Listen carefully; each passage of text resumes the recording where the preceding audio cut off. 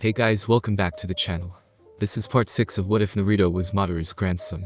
If you guys enjoy this what if and want to see part 7 of it, comment down below and let me know.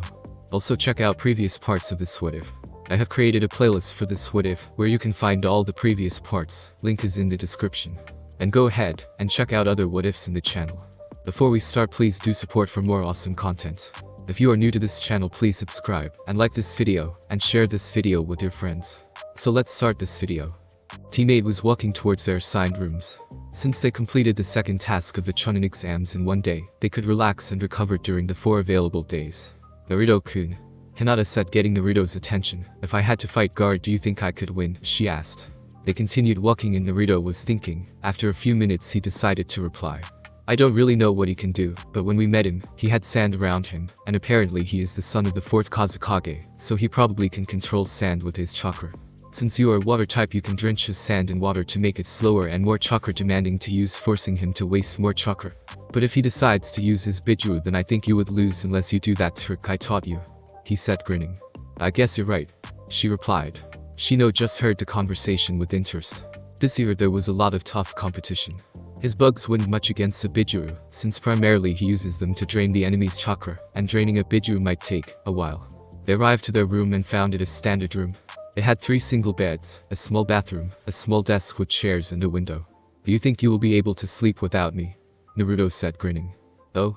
I'm not sleeping without you, she said, walking towards him. If you hold me close enough, I think we will be just fine, she replied and kissed him. I like the idea, he said, smiling and holding her. Want to go eat something? He asked, and she nodded. Hey Shino, want to come? He asked, and the bug boy simply nodded. They finished unpacking and left their stuff in the room.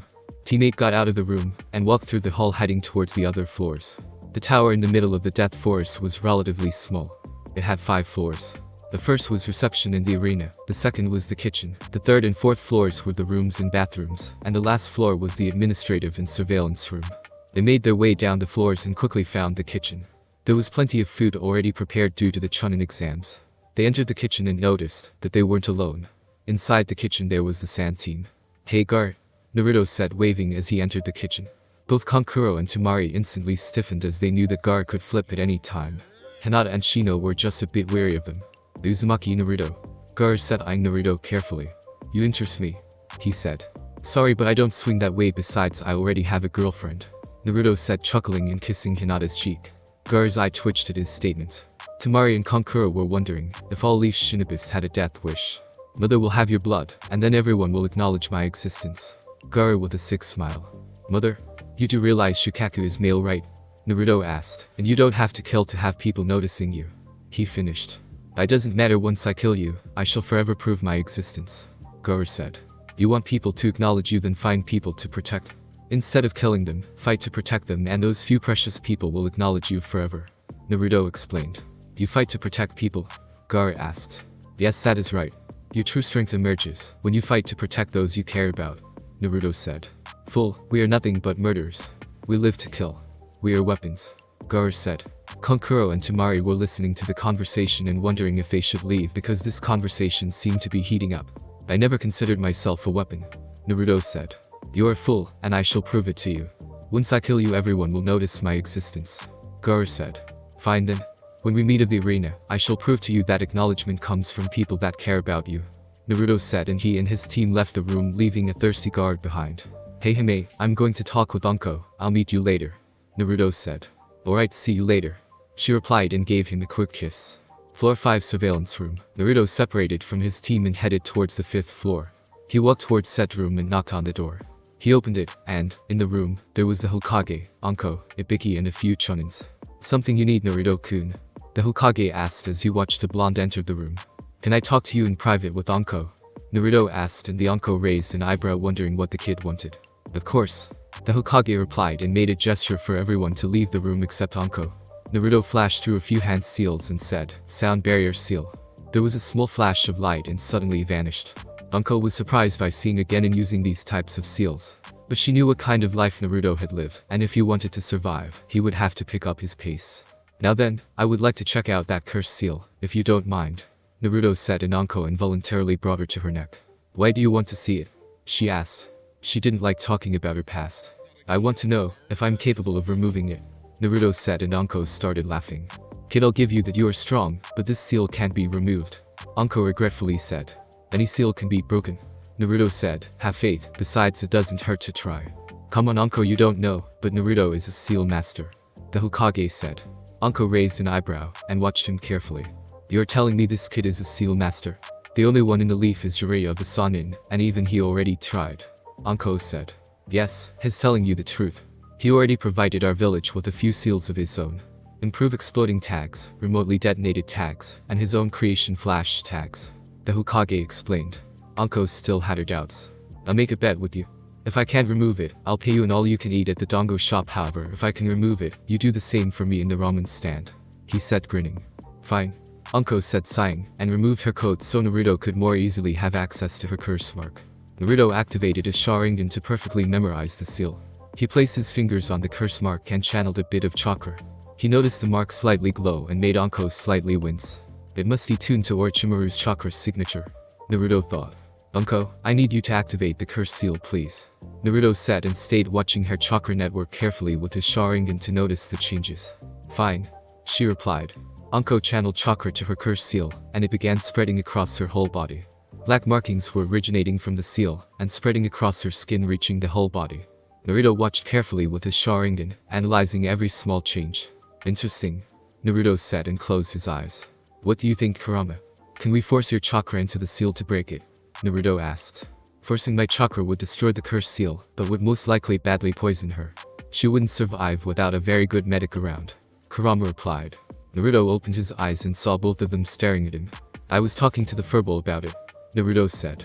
You can talk to it? Anko asked. Yes, but it's not in it, it's a him. Naruto replied seriously. Anyway, I could force the Kyuubi's chakra to it and destroy it, but it would poison you. It would require Ba-chan herself to be able to stabilize you long enough to remove it.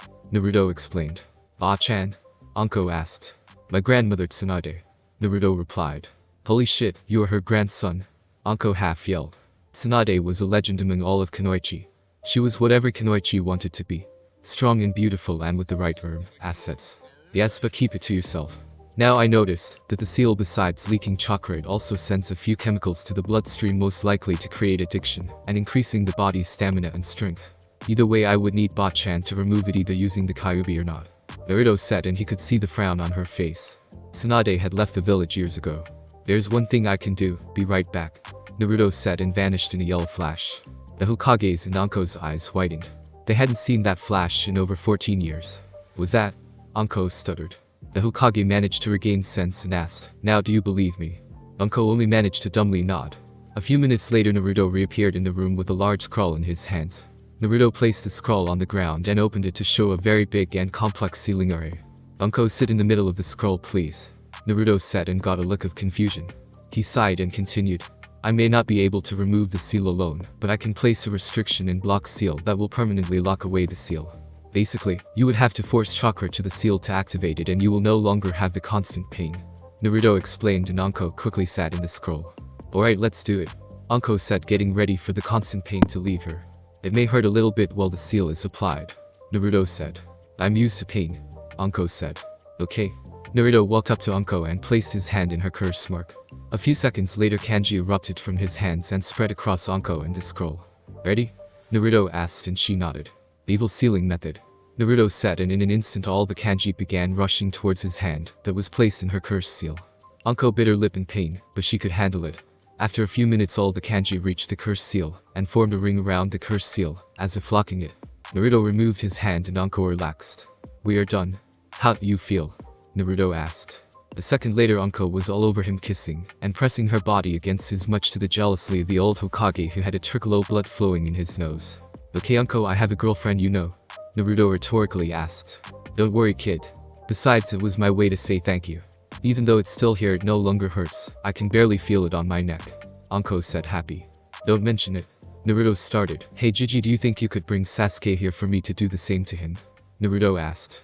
The Hokage nodded and said, bore. Immediately in front of him appeared an Anbu and kneeling before him. Yes, Hokage-sama. The Anbu said. Bring me Uchiha Sasuke. The Hokage ordered, and the Anbu left. Naruto turned to the Hokage. Do you think he will accept to have it blocked? Naruto asked. Why wouldn't he? The Hokage said, raising an eyebrow. You do realize he intends to kill his brother, right? Naruto asked, and the Hokage nodded. And do you think he will gladly forget this power?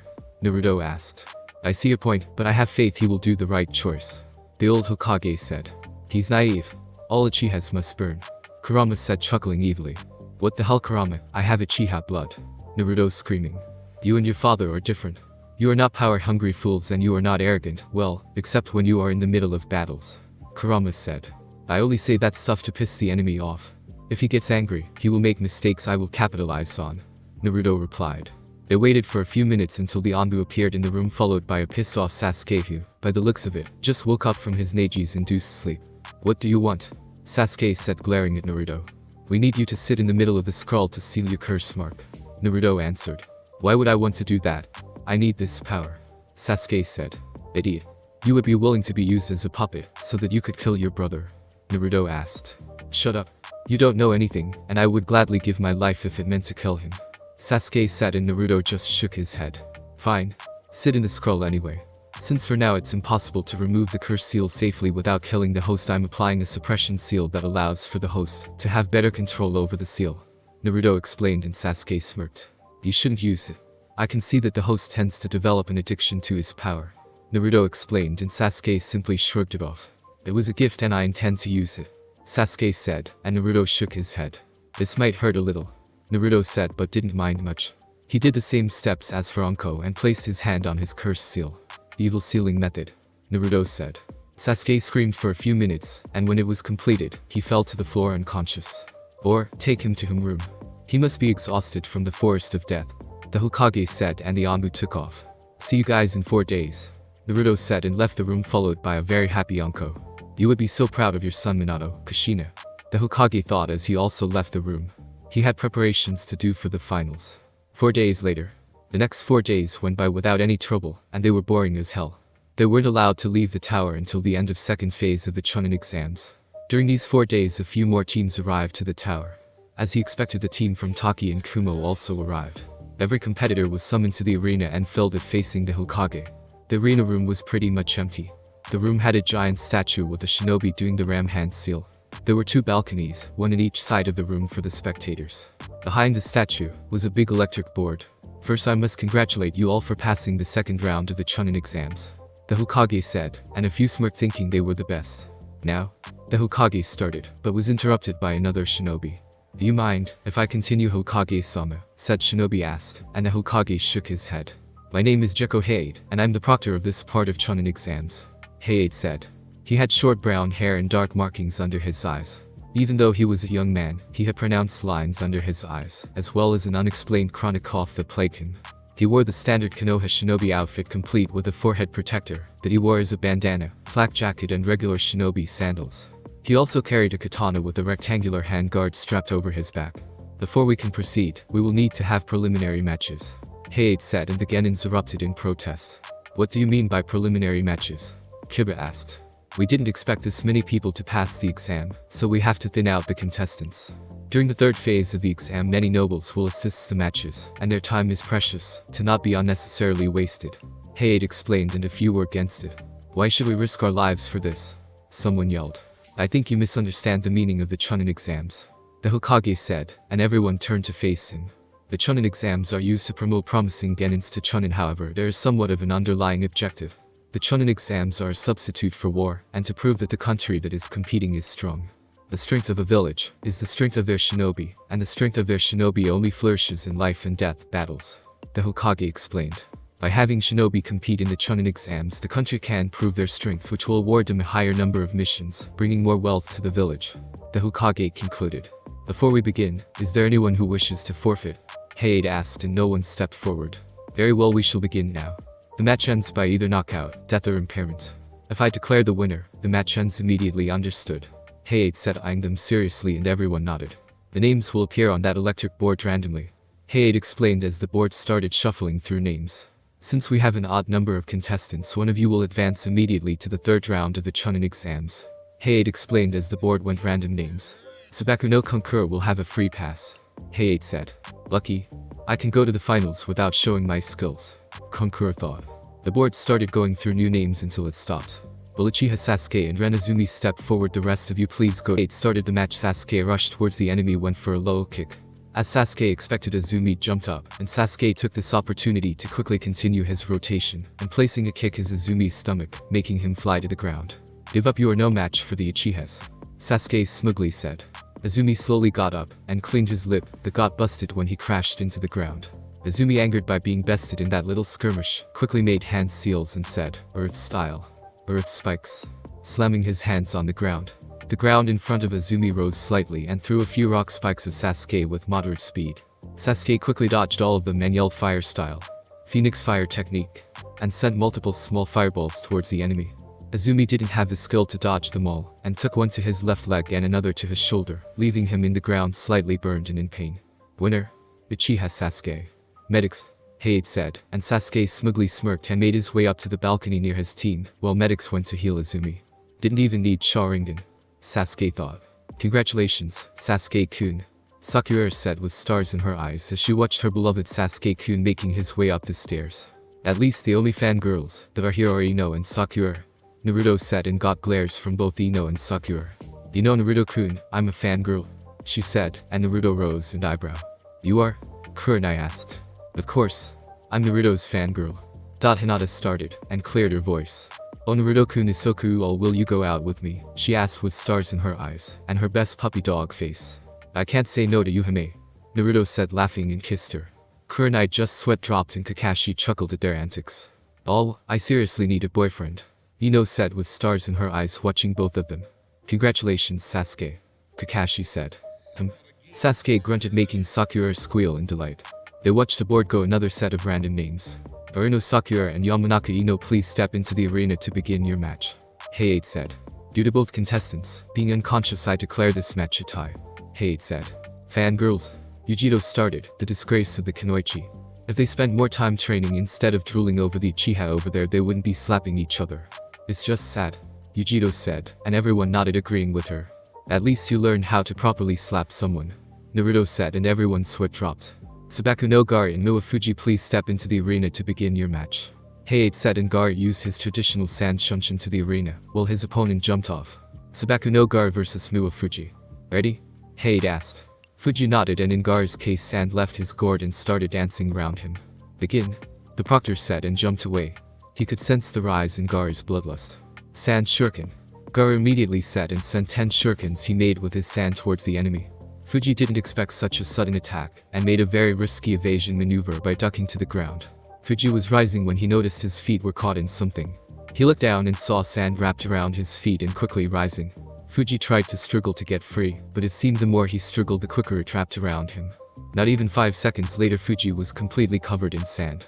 Sand coffin, Gaara said as he brought his open hand up. He suddenly closed his hand and said, Sand funeral. Gaara closed his hand into a fist, and immediately the sand around Fuji compressed, completely crushing him. Fuji exploded in a shower of blood that covered almost all the arena. Winner, Sabaku no Gaara, Hayate said, a little disgusted as someone could kill this easily, even more in a tournament. He killed him, Sakura said, as she had awakened up just in time to see the bloody end. Fuji, Fu murmured to herself. Even though, in her village, only Shibuki liked her, she still wouldn't want to kill anyone or wish their death for that fact. That Tanuki always wanted destruction. He still is insane, Kurama said to Naruto. I guess I need to defeat him if we face off to prove my point, Naruto replied.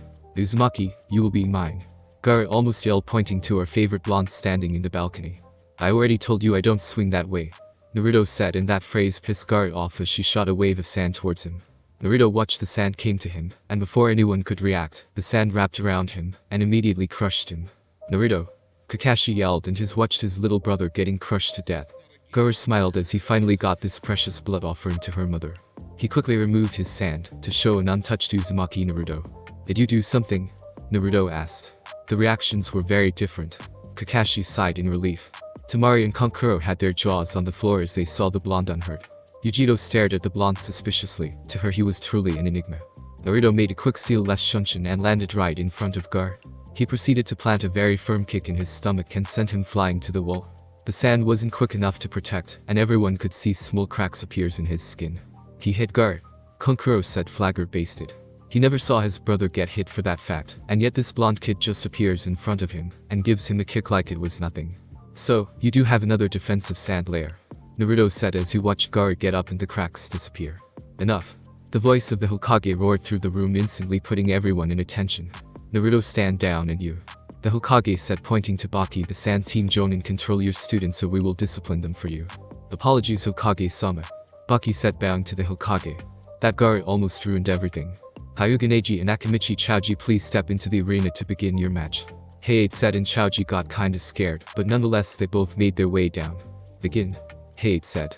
As soon as the proctor started the match, Neji activated his Byakugan and charged at Choji. Choji panicked and started a sloppy human bullet tank. Choji started spinning and going with good speed against Neji. Neji watched him approach and quickly made a plan. Neji dodged to the side and placed his foot in front of Choji's path. This action made Choji bump into his foot and rise into the air, quickly losing his stance and ending the technique, and allowing Neji to give him a few good Juken strikes that left him unconscious on the ground. Winner, Hyuga Neji. Hayate said. It was his fate to lose to me, Neji smugly said. Neji walked up the stair and was congratulated by Tenten. He didn't know it, but she had a crush on him, but even with his superior eyesight, he was too blind to see it. Hyuga, Hinata vs Carry of Kumo, please step into the arena to begin your match, Hayate said. Hinata was leaving when Naruto pulled her back and gave her a small kiss on the cheek. For luck, he said, and she smiled. I know you don't like Kumo, but don't go overboard, Naruto whispered to her ear and she nodded. Hyuga, Hinata vs Carry of Kumo. Ready? Hayate asked, and seeing both nod, he said, begin. My lucky day, I get to face a Hyuga, Carry said, and got a confused look from Hinata. What I mean is that the Hyugas specialize too much on taijutsu. If I keep my distance, you can't do anything. I wonder why our former Raikage wanted your bloodline so much, Carry said. Hinata frowned. You know, I was the one that was kidnapped that day, she said, and Carry raised an eyebrow. So that means that you are the heiress. My lucky day, I get to kick your ass and prove that the Hyugas are worthless, Carry said, smirking. Hinata chuckled sadly. I'm no longer the heiress or Hyuga for that matter, Hinata replied. I don't understand, Carry said. What I meant is that I no longer belong to the Hyuga clan. My father deemed too weak to be the heiress of the clan, so he branded me with the cage bird seal and disavowed me from the clan, Hinata explained, and a few on the stands gasped. Balcony. That's cruel, to leave your daughter because she's weak, Ino said. She wondered what would happen if that happened to her. Kurenai seethed her teeth. When she found out, she wanted nothing more than strangle the Hiashi. To do that to his own family, no wonder he sent his own brother to his death. Hyuga, Hinata vs Carry of Kumo. Carry didn't say anything. She never knew that the Hyugas would be so cold and uncaring. She heard about that they were arrogant and stoic, but this was a new low. In the end, I should be grateful to you, Hinata started, and seeing Carry's confused look, she continued. If you didn't kidnap me, Naruto-kun wouldn't have saved me, and maybe my father would never have expelled me. The last few years I've spent with Naruto-kun were my happiest time. My father never showed love or compassion of any sort, so I guess in the end everything worked out for the best, Hinata concluded, showing a small yet true smile. Naruto-kun, you mean that blonde kid? Carry asked, pointing to her favorite blonde watching in the balcony. Why are you calling me kid? We are the same age, Naruto stated from the balcony. Yes, he was the one that found me when I was being kidnapped, and managed to hold off and eventually defeat my kidnapper, Hinata said, and Carry's eye widened. But you were 6 years old. How can a 6-year-old child kill a Jonin? Carry asked in shock. Everyone who heard took a while to assimilate and turned to face the blonde. Naruto sighed and answered, that is what happens when people underestimate me. Even though I was 6 years old, I already was Genin level, and I am very sneaky. He underestimated me and paid the price, Naruto explained, and the audience slowly nodded. Hinata smiled, remembering all the fun they had since she started living with him.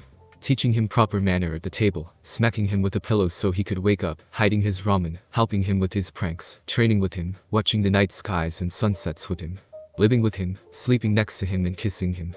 He did mention that, if you kept your distance from the Hyugas it would be fine, but with me that doesn't apply. I can assure you that I am a master at the Juken, but I didn't stick with only that, as I will show you now, Hinata said, and dropped to the basic Juken stance. Ready? Hinata asked, and Carry nodded and picked up her sword from her back. Hinata channeled chakra to her wrist seal, and in a poof of smoke there was in her hand a 20 inches long single-edged straight sword. The blade's hilt was lavender with white lines around the edges. So, you know Kenjutsu, Carry said, and dashed towards her. Carry jumped and did a vertical slash only to Hinata block with her own sword. Hinata jumped back and did a few hand seals and shouted water bullet. Hinata sent a few compressed water bullets at high speed towards Carry. Carry skillfully evaded all of them, and watched as they collided with the wall, and removed a good chunk of it. Carry gulped. If that had hit her, it would have broken a few bones. Carrie once again rushed forward and said cloud style. Deception slice. And made a slash motion with her sword. Hinata easily blocked, but Carrie turned to smoke, revealing a wooden log. Hinata activated her Byakugan just in time to block a lateral swing from Carrie's sword, and jumped back gaining a bit of distance from Carrie. Hinata knew that she didn't stand a chance with Kenjutsu. She preferred daggers to swords. Daggers were easier to integrate with her taijutsu style, and allowed for more swift motions without leaving so many openings. Hinata channeled wind chakra to her sword and quickly closed the distance. Carrie brought her sword to block. Wrong move as Hinata made a few quick slashes and destroyed Carrie's sword, leaving it in pieces on the ground and Carrie holding the hilt. What did you do? Carrie asked, getting pissed off. That was her favorite sword. After a few skirmishes I can tell that you are better at Kenjutsu than me, so I had to take care of that.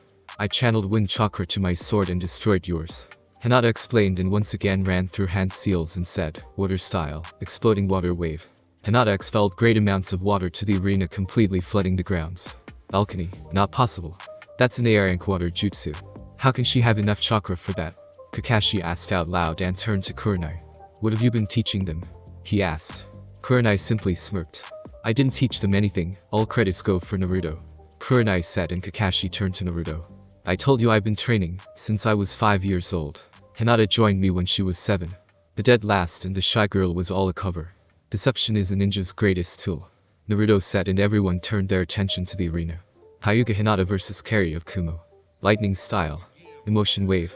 Carrie said and channeled Raiden chakra through her hands and released it through the water to shock Hinata. Hinata saw this and jumped up to break her connection with the water. She went through hand seals and said wind style. Great breakthrough. And sent a gust of wave that disrupted the lightning attack and made Carrie lose her balance. Hinata took this opportunity and quickly went through new hand seals and shouted her favorite water technique, water style. Water dragon. A water dragon rose from the water in the ground and quickly crashed into Carrie, who didn't have time to dodge. Carrie was sent crashing into the wall and hit with the pressure of the water dragon. Carrie was a little dazed from the impact and slowly got up, but Hinata quickly appeared next to her and said, water style. Water prison. A chunk of water rose and quickly formed a sphere that trapped Carrie inside and rendered her unable to move. Heiid was shocked. The amount of skill the girl displayed with water jutsu was Jonin level. He managed to break free from his stutter and said, winner, Hyuga Hinata. Balcony, she won, she won. Naruto chanted as he watched everyone on the balcony except his team stare in shock as Hinata made her way up the stairs. Even the Hokage was shocked at the skill she showed. Kakashi broke free from his own shock. He blinked and blinked again. Kakashi approached Neji. Can you check her chakra levels? He asked, stuttering. Neji activated his Byakugan and froze to what he saw. That's impossible. She has elite Jonin chakra levels. How is it even possible? She is again in nothing but a failure. Neji said. If she is a failure, I wonder what a genius could do. Kakashi mused. Naruto quickly hugged Hinata and spinned her around. Congratulations, Hime. Naruto said, making her giggle. You are nothing but a failure. To rely on ninjutsu only proves you weren't meant for the Byakugan. Neji coldly stated. Then if we face in the finals, I'll show you my Jukin. Hinata said. Omoi from Kumo vs Fu from Taki, please step into the arena to begin your match. Heiid called out.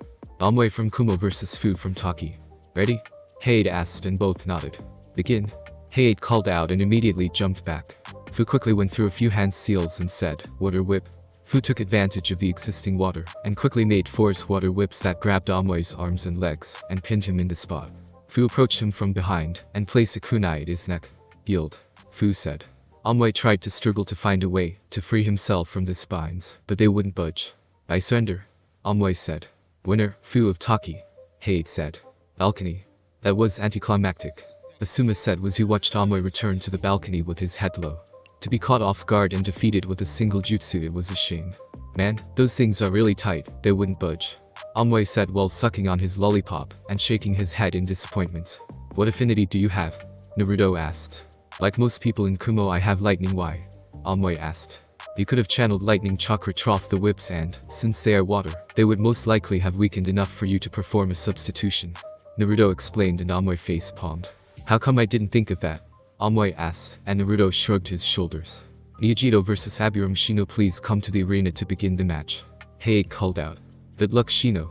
Naruto said and Hinata nodded. Thank you, but it's unlikely I will win. Shino stoically said, heading down to the arena. Well, he's excited. Asuma said. Abiram Shino vs Yugito. Ready? Heiid asked and both nodded. Begin. Heiid said and jumped back.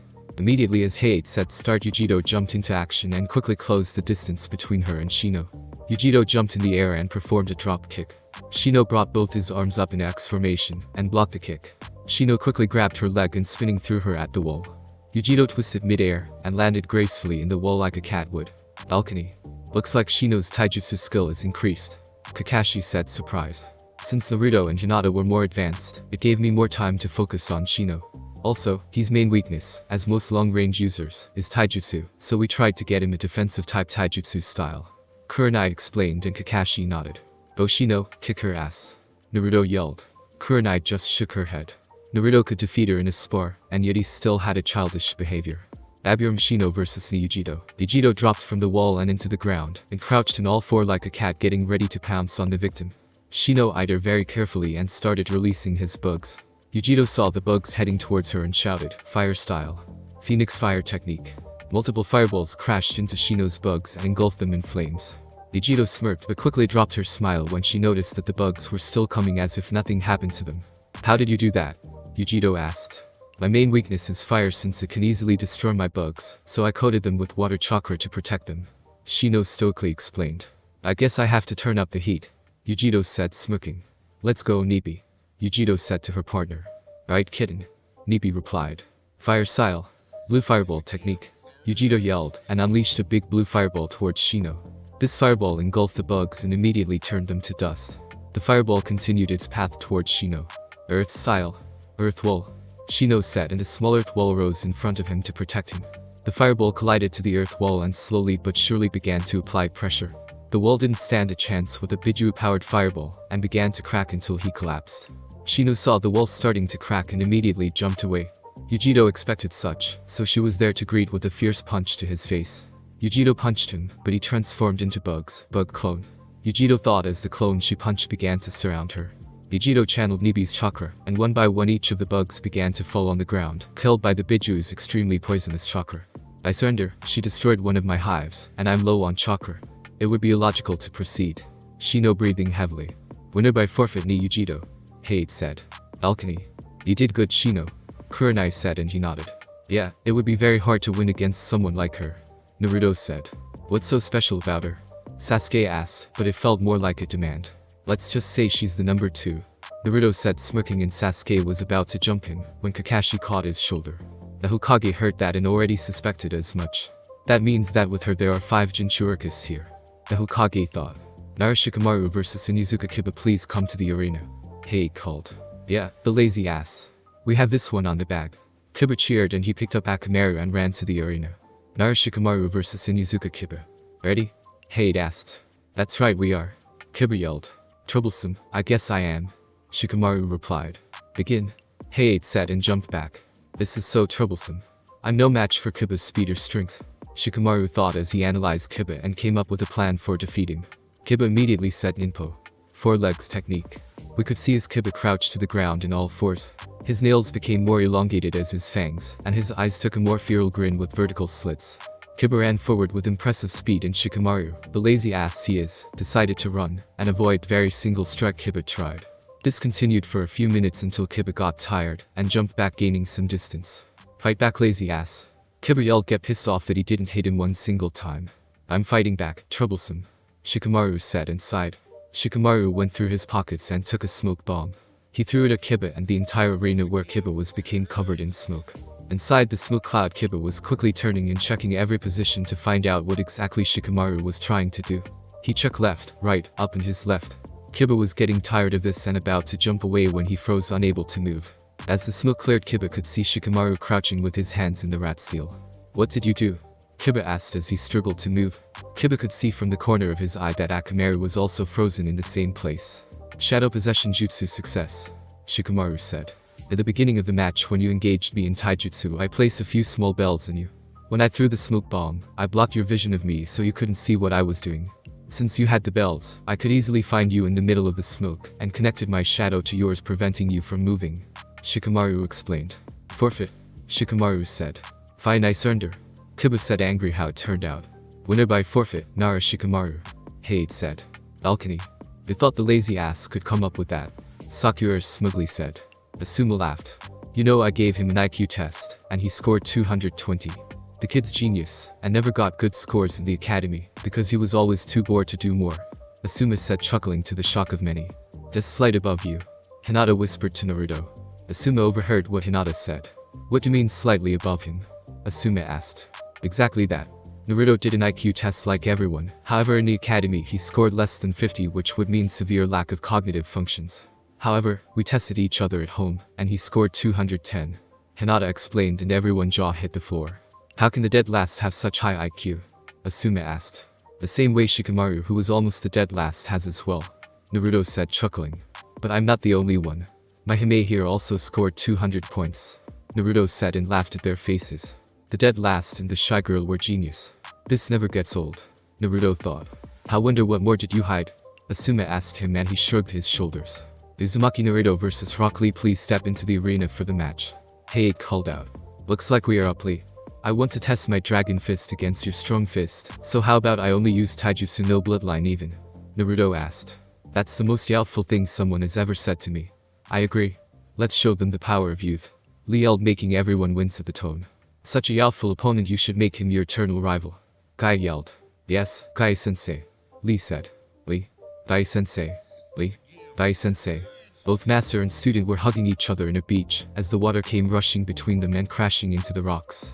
Tears could be seen shining as the sun was going down. Release. Release. Naruto yelled. Kurama, help. He pleaded to his partner. It doesn't work. What sort of genjutsu is this? Kurama said as he ran to the back of his seal and closed his eyes with his tails. Wait. Sakura yelled, making Naruto turn back as he was already going down to the arena. You have a bloodline? Sakura asked. Yes, I do. Naruto said and discarded any more question as he turned to leave again. How can a clan less an orphan loser like you a bloodline? Sasuke smugly asked. Naruto clenched his fist, shaking in anger. He almost channeled the Kyuubi's chakra, but Kurama managed to hold it. Naruto managed to calm down. You know, Sasuke.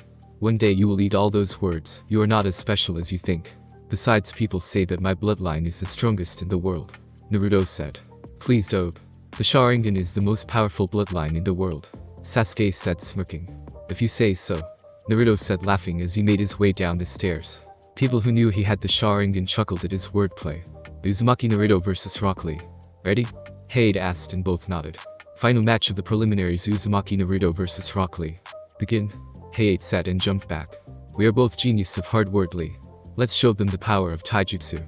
Naruto said and got into his stance.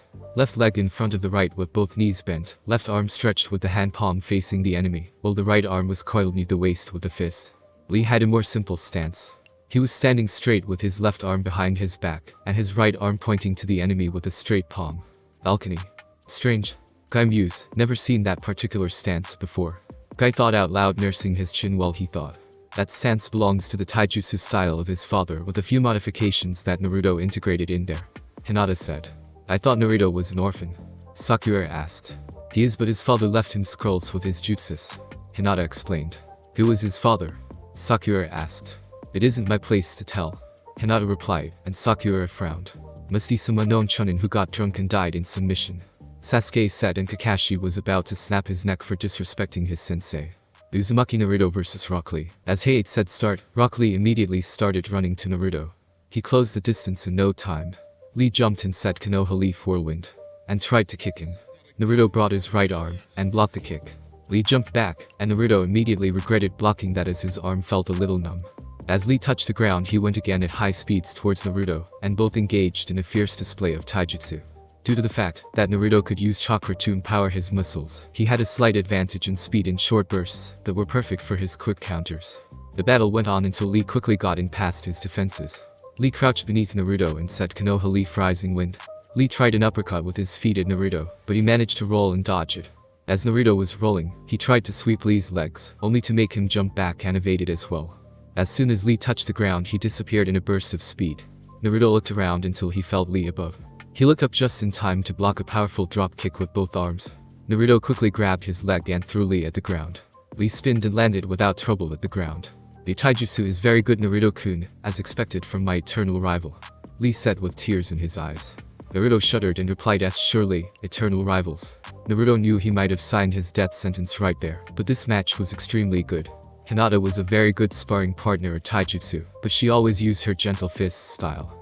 Naruto never faced a user of Goken. Even though Naruto had the advantage in speed, he sometimes managed to get in a punch or kick, but Lee seemed to brush them off as nothing more than a little scratch.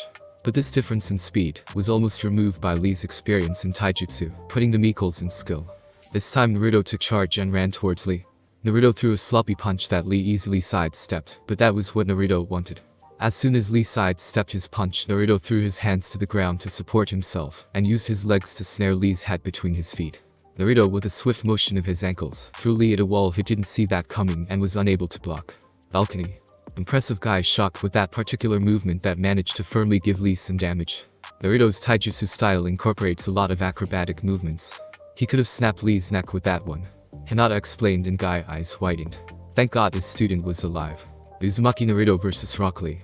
I didn't expect such a technique from you, Naruto-kun, Lee said as he got up and brushed off the dust. Lee, take them off. Guy yelled from the balcony. Lee heard what his sensei said and was surprised. But I thought you could only remove them if it was to protect someone important to you, Lee said. It is, but this time I'm giving permission to remove them, Guy said. Lee heard this and smiled. He sat down in the ground and removed the weights he was wearing beneath his orange leg warmers. So he uses weights. I knew this wasn't his full power. Naruto thought and considered removing his seals, but he would wait and see if it was necessary. Balcony, just removing a bit of weight won't do anything, Sakura said. She watched Lee remove his weights and drop them in the ground, and caused a crash that shook the entire arena. Sakura's eyes widened at the weight he had. Wasn't it a little bit too much, Guy? Kakashi asked, and Guy scoffed. How can he even stand with so much weight? Yugito yelled. What was with these leaf ninjas? Were they all crazy? Uzumaki Naruto vs Rock Lee. Yosh, now I can move freely, Lee said, and Naruto lost track of Lee. Naruto didn't even manage to blink as Lee appeared right in front of him, and delivered a powerful punch straight to his face that sent Naruto tumbling to the ground. Naruto slowly got up as Lee appeared next to him and kicked him in the stomach and sent him crashing to the wall. Naruto slowly got up as Lee appeared next to him. Lee crouched and kicked him into the air. Before Naruto could process the situation, he was already in the air. He blinked just in time to see Lee give a drop kick and send him to the ground, crashing into the cement floor hard. The floor cracked from the pressure and released a cloud of dust. Balcony. That is some speed, Kakashi said. Unbelievable, I didn't even see anything, Sakura said. Why can't my Sharingan track that speed? He's nothing more than a blur, Sasuke thought as he seethed his teeth. Looks like Naruto is done, Asuma said as he smoked his cigar. I wouldn't be so sure, Kurenai replied with a knowing grin, and got confused faces from Kakashi and Asuma. Uzumaki Naruto vs Rock Lee. Naruto slowly got up and removed a few rocks that were nearby from the crater he caused. He dusted himself off and saw his ruined jacket. You know, I like this jacket, Naruto said, and everyone's sweat dropped as he remained so calm when he just got plummeted to the earth. Naruto raised his right hand and made a half tiger seal and said, Gravity seals release. His whole body slowly glowed and dimmed down. You aren't the only one who trains with weights, Lee, although I prefer resistance seals, Naruto said as he flexed his muscles to get used to his new speed. Naruto ran with blinding speeds towards Lee. Lee didn't have time to do anything as Naruto took a page from Lee's book, punched him straight in the face, and sent him to the ground. Balcony. Fast, Kakashi said. Looks like you were right, Kurenai. He also had weights on, Kakashi said, and Kurenai nodded. But I didn't see him removing weights, Kakashi-sensei, Ino asked. Naruto wasn't physical weights. He was using what it's called gravity seals. These seals were invented by the Yondaime Hokage, and basically they restrain the body's movement, making you put more strength to move, Kakashi explained, and Ino nodded.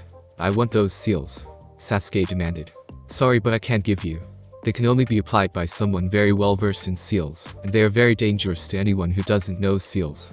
If you don't know how to properly use them, you may not be able to deactivate them during a battle, giving the opponent a big advantage, Kakashi explained with a serious tone. Then how can that dope use them? Sasuke asked as he saw Naruto get leaps ahead of him. That power should be his. Apparently he's very good with seals and the seal master, Kakashi said, much to the surprise of everyone. But I thought you needed to very smart to learn that, Sakura asked. Then I guess that Hinata was saying the truth about his IQ, Kakashi said, chuckling. Uzumaki Naruto vs Rock Lee. They both engaged in a vicious taijutsu battle. To anyone below Jonin, they were nothing but blurs of such speeds.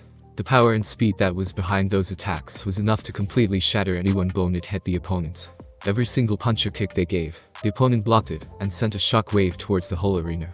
Lee disappeared in a burst of speed and quickly appeared behind Naruto and threw a punch.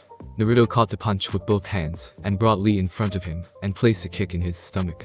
Lee simply shrugged it off. As I expected. I'm faster but you have more strength, Naruto said. So it is, Lee said as he regained his balance, and untangled his ligatures in both arms. Lee disappeared and quickly appeared next to Naruto, and kneed him in the stomach. Naruto doubled over and Lee kicked him into the air. Naruto was in midair, when Lee appeared next to him, and tapped his back. Lee's ligatures quickly left his arms and wrapped around Naruto. Lee picked Naruto and both started spinning very fast, and going in fast to the ground front lotus. This is going to hurt, Naruto thought as he was spinning and heading head first to ground with high speeds. Boom. A massive shockwave was heard through the whole room, as Lee sent Naruto to the ground making a big crater. Much bigger than the one that was previously there. Lee was on the side as he watched the dust cloud settle and saw Naruto lying on the ground. Oh? Naruto barely said as he got up from the crater and got shocked faces from everyone. That hurt like hell. I'm already regretting not using my bloodline, he said as he got up and flexed his neck and dusted off his clothes. How can you stand up after that? Lee asked as he was starting to get tired. That move was forbidden by his sensei due to toll it takes on his muscles. I channeled chakra to my body to strengthen him and lessen the impact, but even so it hurt like hell, Naruto said as he got ready to continue the onslaught. It's about time to show you the true power of my taijutsu style, Naruto said. Lee didn't want to give him time to recover and quickly ran towards him, and said, Konoha Leaf Whirlwind.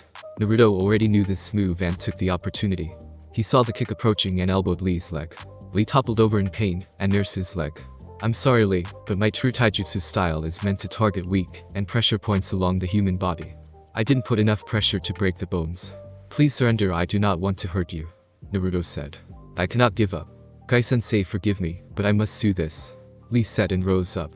He brought his arms in front of his chest in an X form. Naruto watched as his veins started to show beneath his skins, and his skin started to become redder. Naruto's eyes widened when he realized what Lee was about to do. Lee, you can't open them, this is getting out of hand, Naruto said. I cannot give up, for this is my Nindo way, Lee said. Date of opening, release, Lee said as his veins started getting more defined under his skin.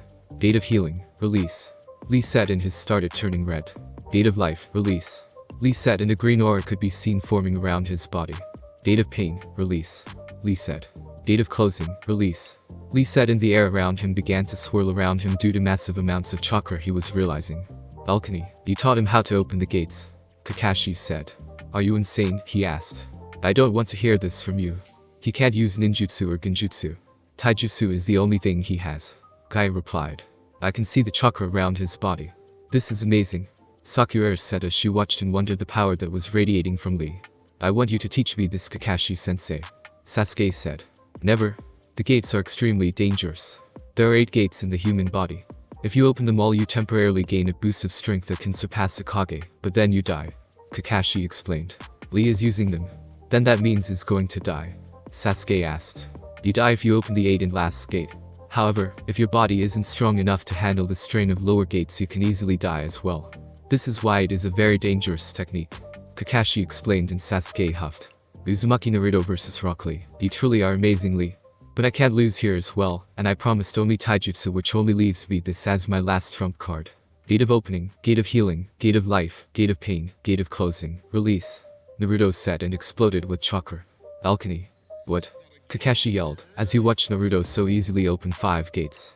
How can he open the gates as well, he is crazy, Kakashi said. Kurenai. Kakashi started, did you teach him this? Kakashi asked in a dangerous voice. No, I didn't even know he could do this, Kurenai said just as surprised. Relax. Hinata started and got the attention of everyone. He knows what he's doing. Anyone can open the gates as long they know where they are situated in the human body. I can open them as well. I can go up to 4, Hinata said and everyone stared at her in shock. Kakashi gulped and revealed his Sharingan to see the battle that was about to ensure. How many gates can he open? Kakashi asked. Hinata smirked and shouted, Naruto go full power. Uzumaki Naruto vs Rock Lee. Naruto laughed at the enthusiasm Hinata was showing, and decided to show them. Kurama get ready. I'm going full strength, Naruto said smirking. Honestly you have no restraint, Kurama replied. Joy of gate, gate of shock, release, Naruto said, and he was surrounded by a blue ore. Alchemy. 7 gates, Kakashi said barely standing. Sakura, Ino and most of the weaker genins were on the ground. The amount of power Naruto was unleashing was pushing the air from everyone. Uzumaki Naruto vs Rock Lee. Gate of death, release, Naruto said, and everyone's eyes widened. Naruto's muscles bulged out completely, ripping off his mesh armor and shirt he had, leaving his torso naked. Naruto started walking towards Lee. Every step he took, the ground beneath him cracked. His eyes were completely blue, and his skin was red. His was sweating heavily, and that gave him a blue aura around. His hair was flowing in the air and lightly glowing. Balcony. He opened the last gate. Kakashi said as he fell to his knees. Don't worry, Hinata said calmly, and everyone stared at her. There are 5 people in the whole world who can open all gates and live, and Naruto is one of them. Hinata concluded. You mean he can open the last gate and live? Guy asked, and she nodded. Guy gulped and turned his attention to the arena. This was a moment of a lifetime. To be able to witness all 8 gates opened.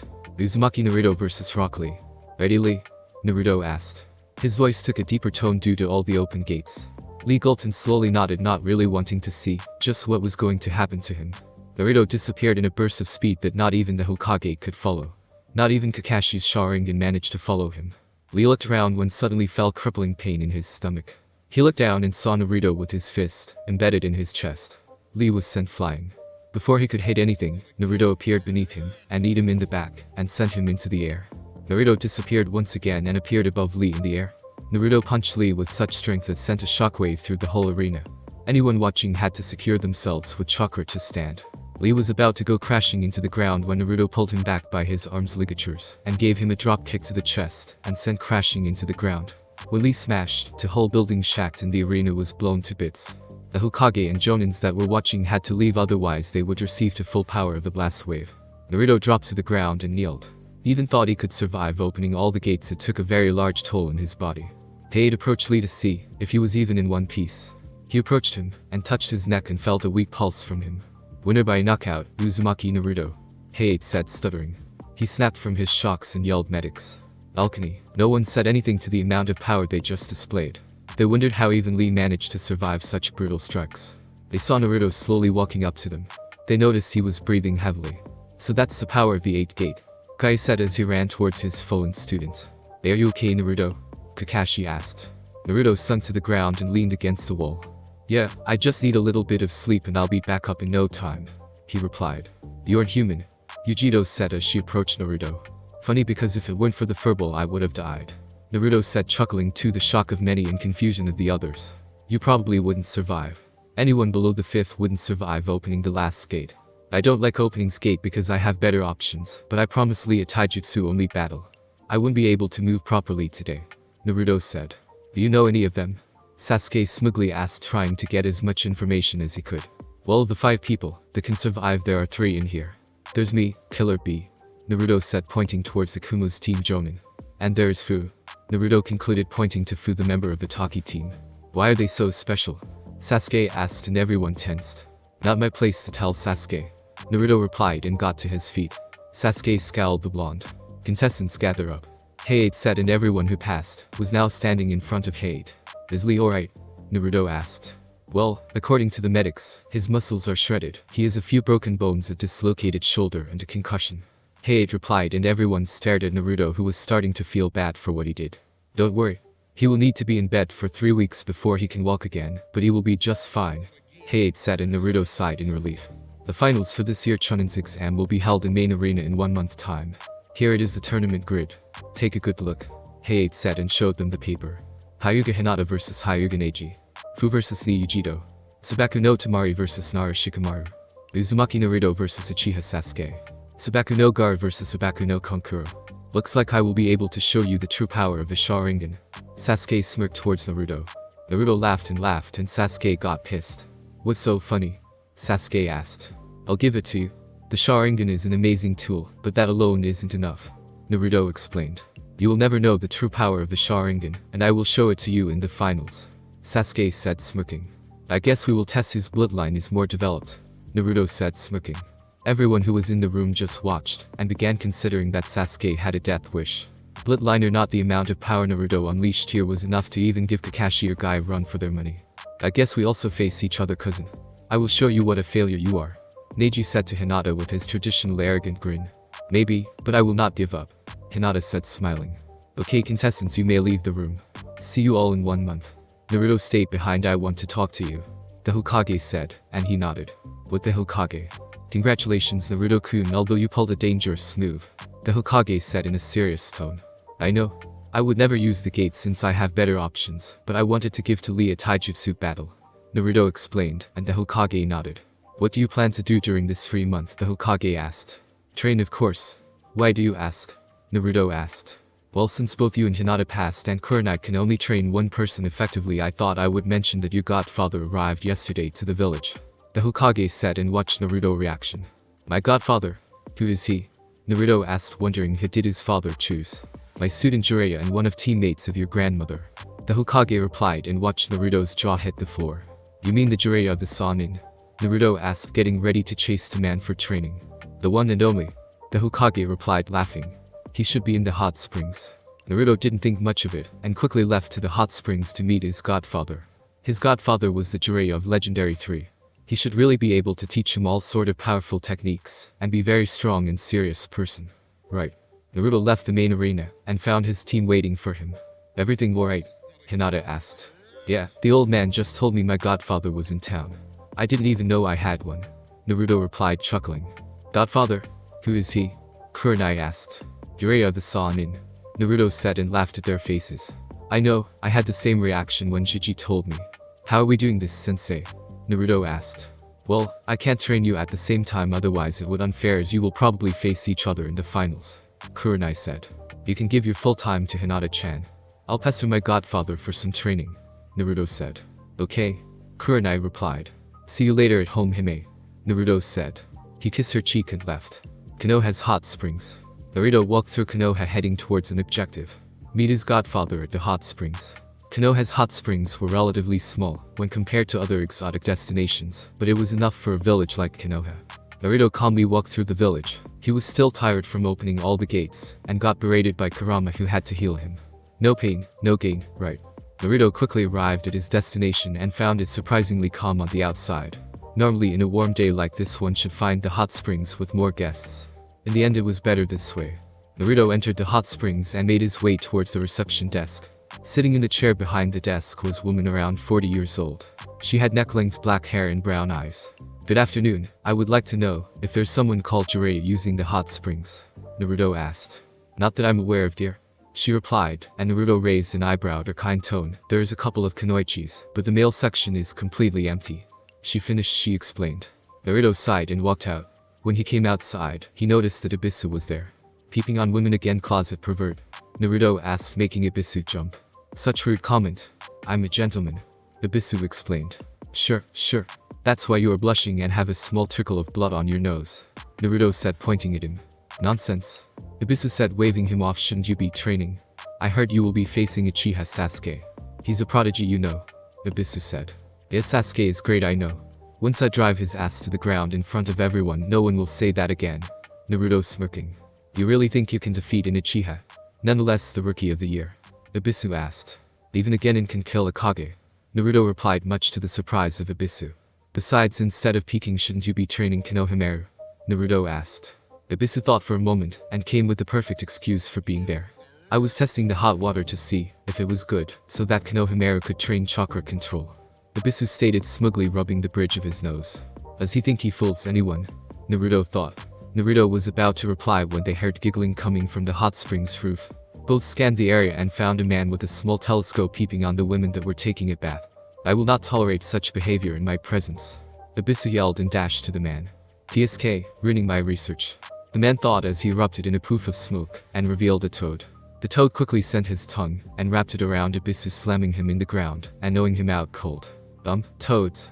Naruto thought as he watched the man. He was a tall man with waist-length, specky white hair tied back into a ponytail, with two shoulder-length bangs that framed both sides of his face. He also had red lines that ran down from his eyes, and wore a horned forehead protector with the kanji for oil. He also had a noticeable wart on the left side of his nose. He wore a green short shirt, kimono and matching pants, under which he wore mesh armor that showed out of the sleeves and legs of his outfit. His outfit was completed with hand guards, a simple black belt, traditional Japanese wooden sandals, a red haori with two simple yellow circles on each side, and a scroll on his back. He also had a tattoo in his left palm which resembles one that Gamma has in his as well. Are you Jiraiya? Naruto asked as he faced the man. Jiraiya looked at the young blonde, asking who he was.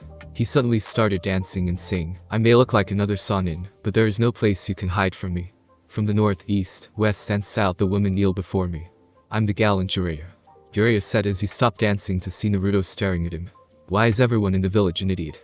The old man is a pervert, Kakashi is always late, my grandmother is gambler and now my godfather is an idiot and a pervert. Naruto thought and sighed and wondered why his father picked him of all people. Now that I think about it, I wonder who my godmother is. Naruto mused and thought. Are you really my godfather? Naruto asked, not really wanting to know the truth. Godfather? Naruto? Jiraiya asked the blonde kid. Now that he looked at him, he really looked like Minato. He had grown well since the last time he saw him, which was around 4 years old. Yes. Naruto replied. You've grown. Jiraiya said as he approached him and kneeled to his level. Man, you must be a lady killer. I think I just found my next source of inspiration. Jiraiya stated, laughing and patting his back. I wonder why my father chose you. Naruto replied as his eye twitched. Why, you know who your father is? Jiraiya asked with his eyes widened. Yeah, I've known since I was 5. Since you don't know, I guess you haven't been in the village since then. Naruto said, and the Toad Sage nodded. If you are here now, how about you help me train for the Chunin exams? Naruto asked, and Jiraiya thought for a moment before he started to giggle. I will train you under one condition, Jiraiya said. Naruto knew he would most likely regret this, but asked what condition. I want you to get me some mature fruit, Jiraiya said, giggling perversely, while making gestures with his arms to form the figure of an elegant woman. Naruto face palmed before a grin came to his lips. I have something better for you, Naruto said, smirking, to which Jiraiya raised an eyebrow. He activated his Sharingan, displaying his full power to Jiraiya. Before Jiraiya could even say anything, Naruto locked eyes with him and said, Magan. Harem viewing technique. And Jiraiya was dragged into some hot springs that kinda looked like Konoha's, but they weren't. Jiraiya-kun. A blonde girl said, as she was approaching Jiraiya, who was already submersed in the water. The girl had light blonde hair and brown eyes with a purple diamond-shaped mark on her forehead. She has a slender frame, but what really stood out were her D-cup breasts. Tsunade Hime, I knew you loved me. Come here, Jiraiya said as he nearly passed out from blood loss. Did he say Tsunade? Oh hell no, Naruto asked. How do you have the Sharingan? Jiraiya asked. My father never told you, but my grandfather was a Uchiha Madara, Naruto said and smirked at his face. Jiraiya was moping with floor with his jaw. Madara? It can't be, Jiraiya said, stuttering and allowing his brain to process the information. From what my father told me, Madara Jiji didn't die in his fight with Hashirama Jiji. Years later my father was born, and when my Madara Jiji's wife died, he left my father in the village, Naruto explained, and Jiraiya nodded dumbly. What do you mean from what your father told you? Jiraiya asked curiously. I don't really know how he did it, but when I awakened my Sharingan at 5 years old, he appeared in my mindscape and explained everything, Naruto explained. It certainly is possible. That brat was always a genius, Jiraiya thought as he processed the information. I wonder how you never found out, Naruto said and snapped Jiraiya from his thoughts, getting a confused face from him. What I mean is that, for example, the Rasengan he created was derived from the tailed beast's ball. He saw it with his Sharingan. He couldn't copy it, but he could see how it worked, and after a bit of effort he created this, Naruto said and extended his hand, showing his perfect Rasengan. You can do the Rasengan. Who taught it to you? Jiraiya asked. It wasn't every day you saw a 14-year-old pull an air jutsu. No one. I read my father's scroll and trained. But I prefer the Raikage or the Chidori for battles. I only use the Rasengan when I need to destroy something, Naruto said, grinning. Raikage? Jiraiya asked, and his face paled when he saw Naruto's hand sparkle in electricity. What kind of monster are you? Jiraiya asked. A fox, Naruto replied, laughing his ass off when Jiraiya's jaw dropped. I think you can't surprise anymore. Now tell what that was about Tsunade being your grandmother, Jiraiya said. Exactly that, she was my mother's mother. My mother was Uzumaki Kushina, right? Naruto asked, and Jiraiya nodded. My mother's real name was Senju Kushina, and she was the daughter of Senju Tsunade, Naruto explained. I knew Tsunade had a daughter, but I heard she died. I never realized she was Kushina, Jiraiya thought out loud. That makes you member of Senju clan, and also the Uchiha clan, Jiraiya said. Pretty much, Naruto said. Do you know where Tsunade is? I promised the old man that I would bring her back. After all, she still has me for family, Naruto concluded.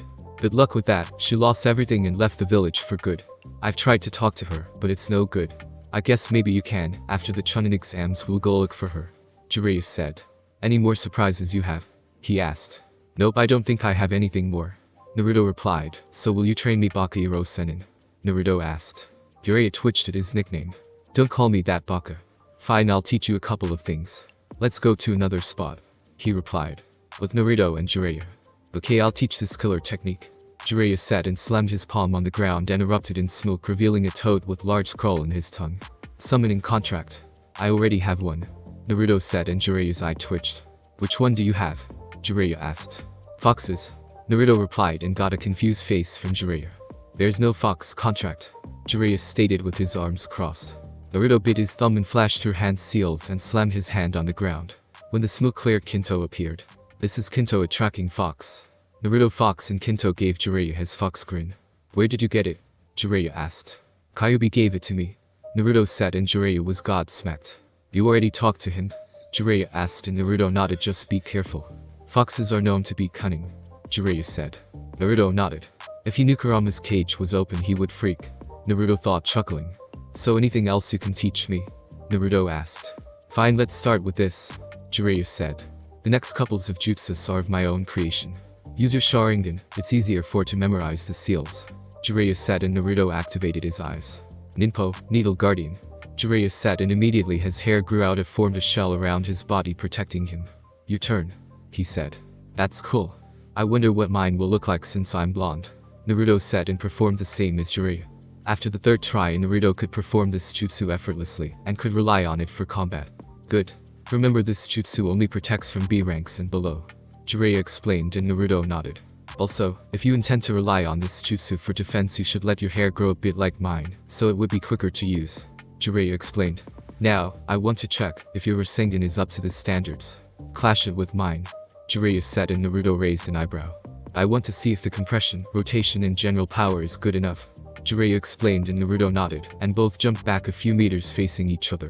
Both dashed forward with their palms facing one another and yelled Rasengan. At the same time, both spheres clashed against one another, both fighting for supremacy. The confrontation continued for a few seconds until both spheres exploded and sent both Jiraiya and Naruto flying on opposite directions. They quickly regained their sense and landed on the ground without much trouble. Your Rasengan is good, Jiraiya said. Oh, by the way, who are you facing in the finals? He asked. I'm facing the last Uchiha, Naruto said, chuckling. He'll be in one hell of ride when he finds out he isn't the last Uchiha, Jiraiya said, laughing. A Rosenin, Naruto called out, and his sensei's eye twitched. You trained my father, right? He asked, and Jiraiya nodded before he continued.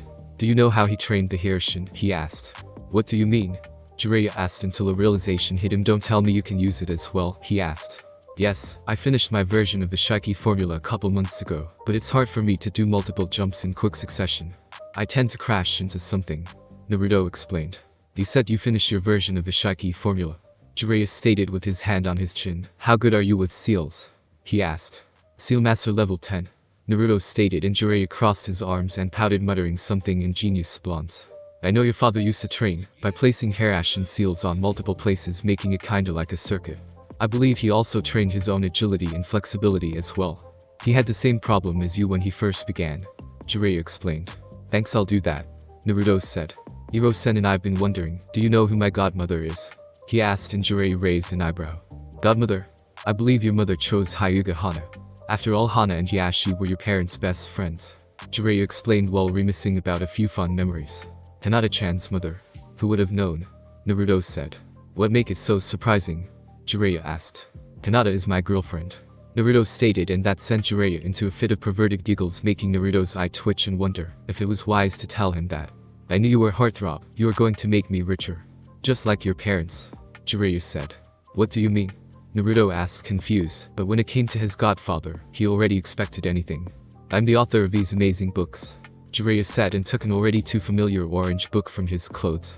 One of these books is based on your parents, Jiraiya said, giggling like a fangirl with a trickle of blood on his nose. You spied on my parents? Naruto asked, but it was more a statement. Jiraiya nodded, quite proud of his accomplishments. If you do that to me and Hinata, I'll shove Urakiri up your ass, Naruto said, and Jiraiya shivered at the thought. Calm down, it was only a joke, or not? Jiraiya said, laughing his ass off at his expression.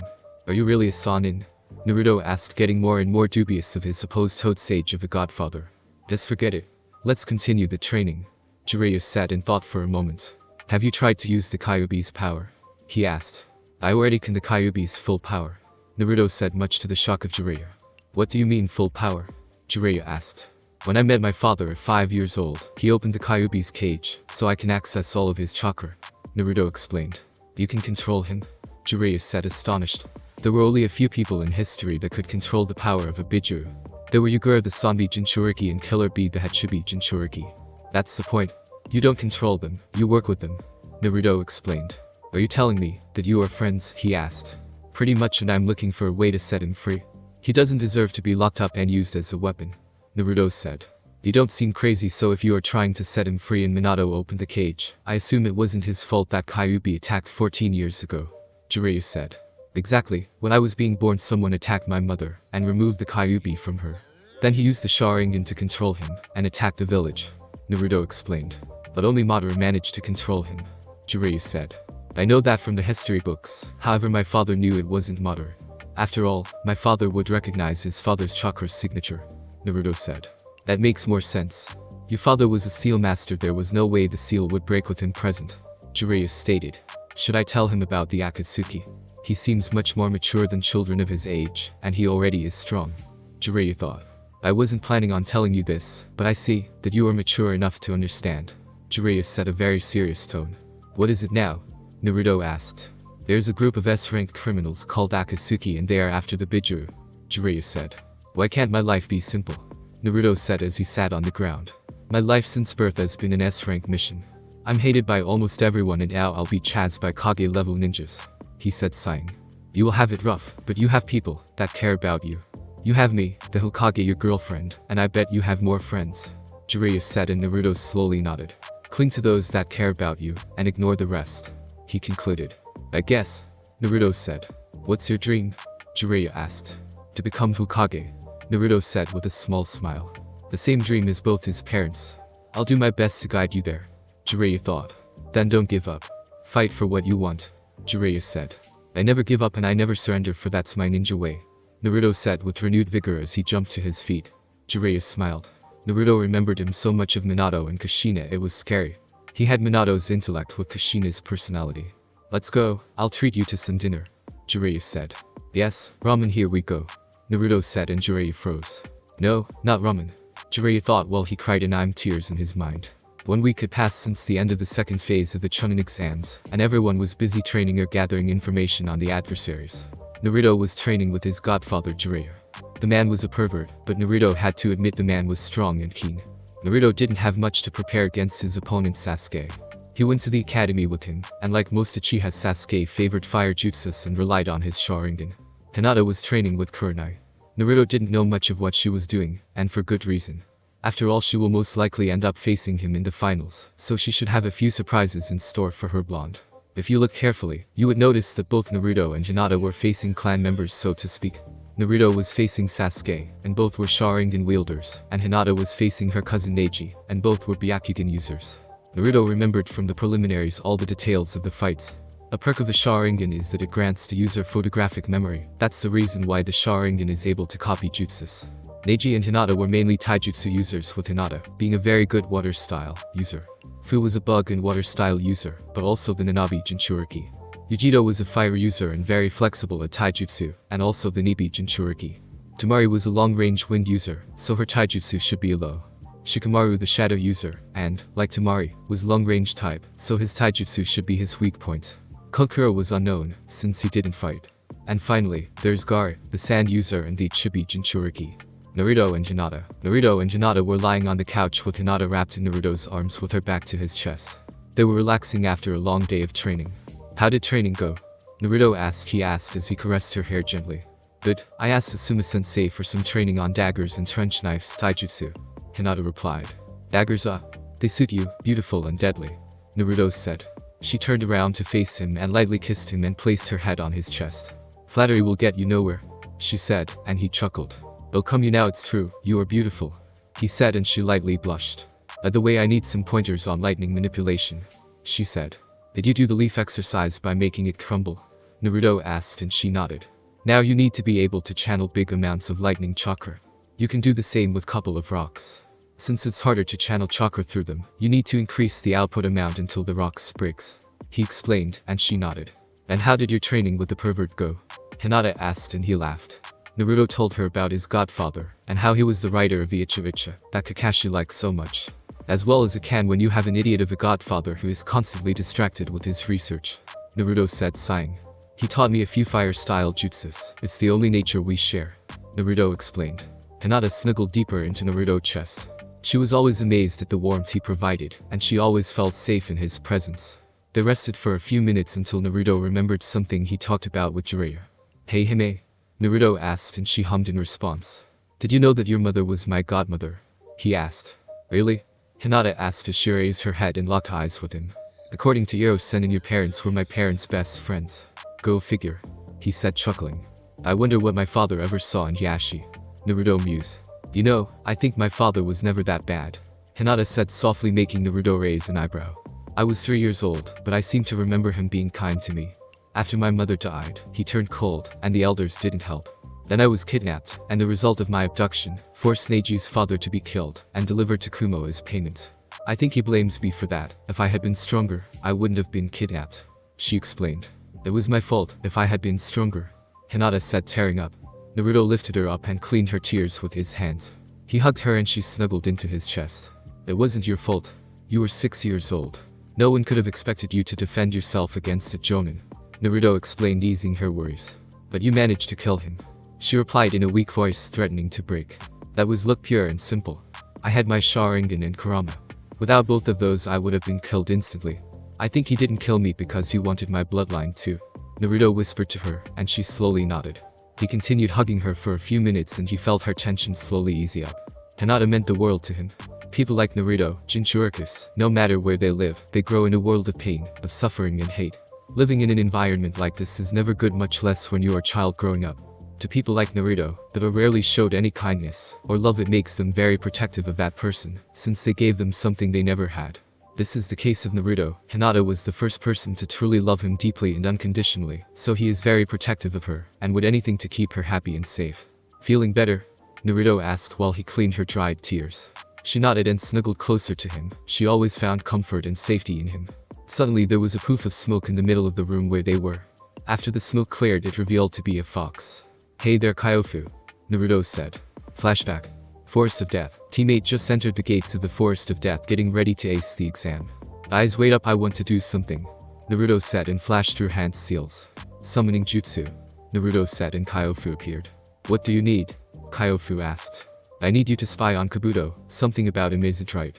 His chakra levels are close to Jonin, and yet he flunked 6 times. Here," Naruto said and showed him a chakra card he secretly stole from Kabuto's deck. "Smell it and you will be able to find him," Naruto said. "I have it. I'll be going," Kyofu said, and Naruto nodded. Then flashback. "So what did you find out?" Naruto asked. "That Kabuto guy is working with Orochimaru.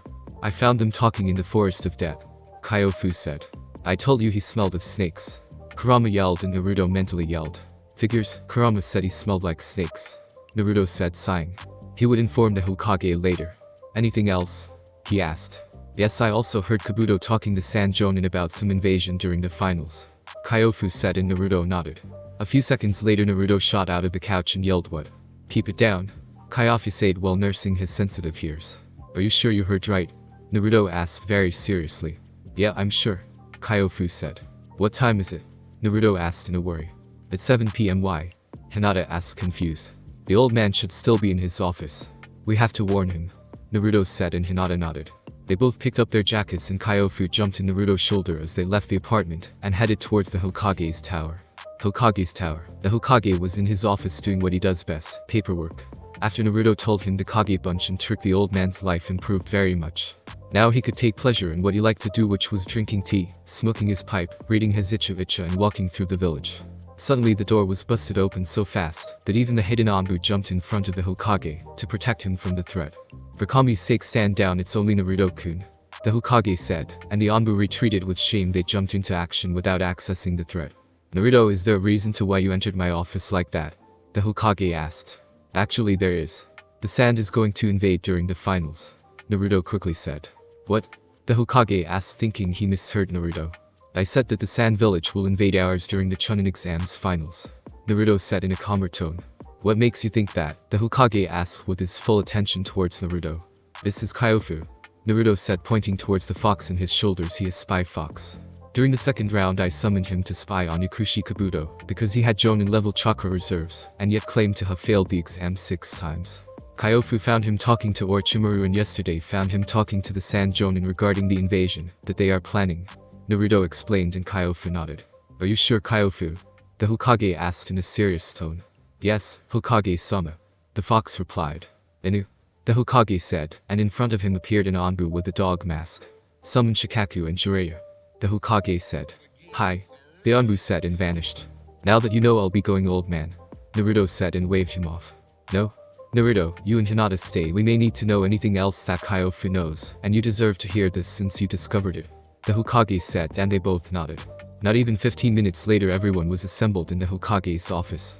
Jiraiya, Shikaku, Naruto and also Hinata. Welcome and sorry for calling you this quickly, but the situation may be dire. The Hokage started. Naruto claims that the Sand Village will be invading during the exams finals. The Hokage said, and everyone stared eyed-open at Naruto, who was feeling a bit insecure. That's a bold claim, Naruto-san, even more since the Sand Village is our ally. What is your proof? Shikaku asked, and Naruto explained his doubt of Kabuto and his talk with Orochimaru and Baki the Sand Jonin. Actually is plausible. Jiraiya started. According to my spy network, the Wind Daimyo has been giving more missions to our country which will without doubt cripple the Sand Village. And if they are desperate enough, they might try an invasion. Jiraiya concluded. What's the background on Kabuto? Jiraiya asked. He's the adopted son of our chief medic. He was found in an empty battleground a few years ago, and the chief medic adopted him. The Hokage said. Should I capture him for interrogation? Jiraiya asked. No, if he's found missing, they might invade straight away without giving us time to prepare. The Hokage explained and noticed that Naruto wanted to say something, but he found himself a little insecure. After all, this was almost a war meeting. Anything you want to say, Naruto-kun? The Hokage asked, and he nodded before begin. Remember when I brought Rakusho Aoi? Naruto asked, and the Hokage nodded. Well, before I trapped him in this scroll, I interrogated him, and he said he belonged to the Sound Village, and his Kage was Orochimaru. So, isn't it possible that the Sound and Sand Village formed an alliance to attack us? Naruto asked, dropping the idea out loud. It's true. I've heard of a new village formed a few months ago, and besides you had Sound Genin competing. Jiraiya explained. Also, it's very strange to bring the Chibi Jinchuriki to participate in a Chunin exams when he's clearly mentally unstable, unless you were intending to release Shikaku in the middle of the village. Naruto said. Naruto is right. I've heard rumors of the Sand Brat. He's as unstable as it gets. It wouldn't need much for him to crack. Jiraiya said. So everyone agrees they will most likely invade? The Hokage asked, and everyone nodded. Well then, let's plan for it. I'll recall immediately most of our shinobi that are on missions. The Hokage said. What about our evacuation routes and shelters? The Hokage asked. They're always prepared, but we will stock some supplies just to make sure.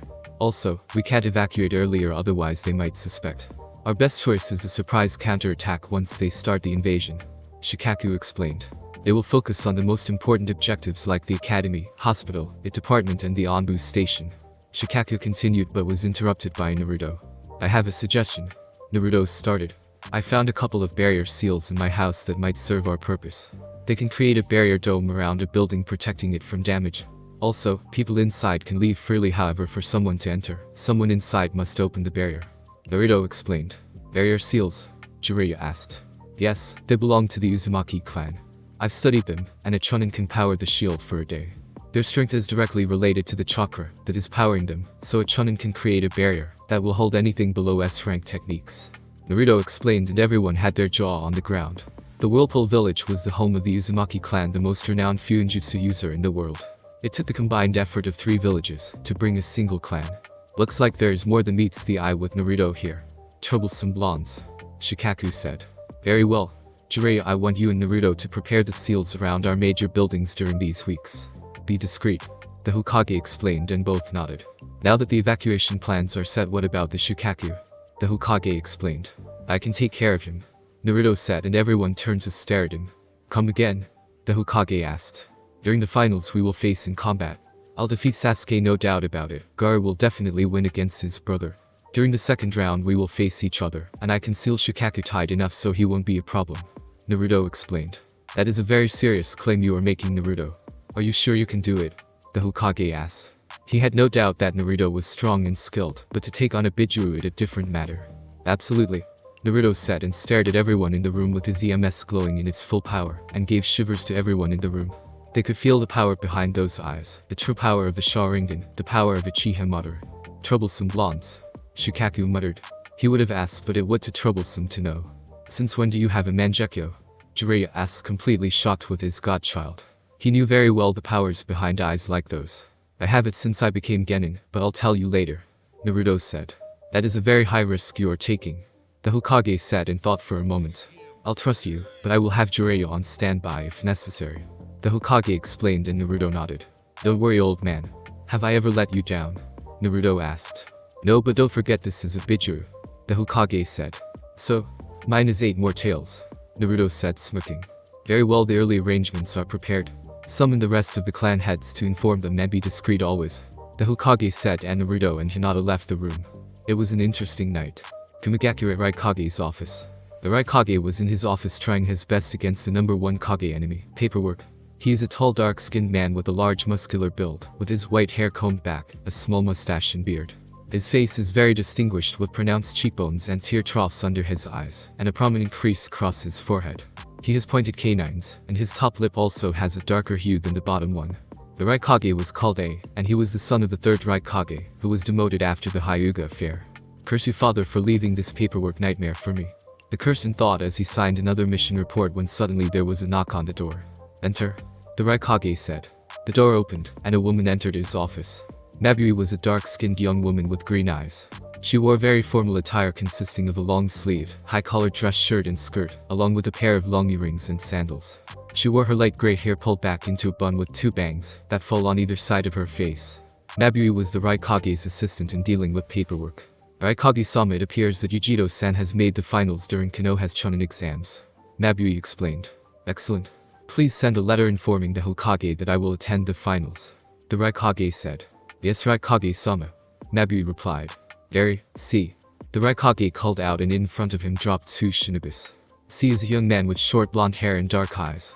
He wears a sleeveless black shirt with a one strap over one shoulder, white flak jacket, forehead protector, characteristic black, elbow-length arm guards, and the red and white Kumagakure shin guards, along with a pair of sandal. Gary is a fairly tall, dark-skinned man with a slightly bulbous nose, a lazy look in his eyes and shaggy, white hair which covers his left eye. He wears a high-collared, sleeveless uniform with loose-fitting pants, bandages on his wrists, and the one strap over one shoulder flak jacket of a Kumagakure shinobi. Gary also has stylized characters for water and lightning tattooed on his right and left shoulders respectively, denoting his chakra's nature affinities, water release and lightning release, as well as the fact that he has a Kekkei Genkai, the storm release. The tattoo on his left arm also signifies that he has inherited the 3rd Raikage's black lightning. These 2 shinobis were the Raikage's main bodyguards. We leave for the Leaf Village at once. The Raikage said and jumped through the window, breaking the glass during the process. Another window. Mabui sighed and walked out. Let's go, Derry, said C as he prepared to jump through the broken window. This is so dull. I'll take the door and catch up to you, Derry said and walked out. Konoha next day. Jiraiya was walking through the village heading towards his intending destination. As someone watched him, they would see Jiraiya walking calmly. However, inside his head Jiraiya was taking every precaution to make sure he wasn't followed. Why was he taking precaution, you might ask? The answer is rather simple. The destination was none other than the Namikaze compound. He agreed to meet Naruto there and prepared the barrier seal to place around some buildings. After all, no one has used the Namikaze compound since the Yondaime had died 14 years ago. Defeating the Kyuubi and seeing even Jiraiya at the entrance of the compound would raise far too many questions. Jiraiya arrived at the gates at the compound and rang the bell. Naruto showed a few minutes later and unlocked the gate and added his chakra signature to the seals protecting the compound. Jiraiya entered, and when he spotted Naruto he looked at him and shivered. What's wrong? Naruto asked, clearly confused to why would Jiraiya shiver like that when he saw him. Nothing really. Can you do me a favor and activate your Sharingan? Jiraiya said as he stared intently at Naruto. Naruto was confused by his statement, but shrugged it off. He activated his Sharingan, and noticed as Jiraiya shivered once more. What's wrong with you? Naruto asked. You remind me too much of Madara with your hair like that, and when you activated your Sharingan it became even worse. I remembered when I saw him for the first time. I was only 5 years old. Jiraiya explained, and Naruto rose an eyebrow. Naruto's hairs had drastically changed. His hair was still spiky, but now was to waist length with shoulder-length bangs framing the sides of his face, covering most of his right eye. Basically, his hair was like Madara's. He only needed hair black, and be wearing Senju armor, and he would like Madara himself minus the whiskers. I found a jutsu that lengthened my hair. You said I should grow it out to use those jutsus you taught me. Besides, Hinata-chan likes it better this way, and I kinda like it also. Naruto said, grinning, and activated his M's, making poor Jiraiya feel a shiver running through his spine once again. Come inside and let's get the seals ready, Naruto said, and both walked inside. Jiraiya felt nostalgic as he remembered being inside with Minato. He was walking with Naruto when he suddenly remembered one particular scene when he in his living room. Flashback. It's an amazing book, Minato said as he finished reading the first book his sensei Jiraiya released. The tale of the utterly gutsy shinobi. That's why I want to name our son Naruto. I want him to become a great and brave shinobi like your main character, Minato said. Are you serious? That name came to me while I was eating ramen, Jiraiya replied. Naruto.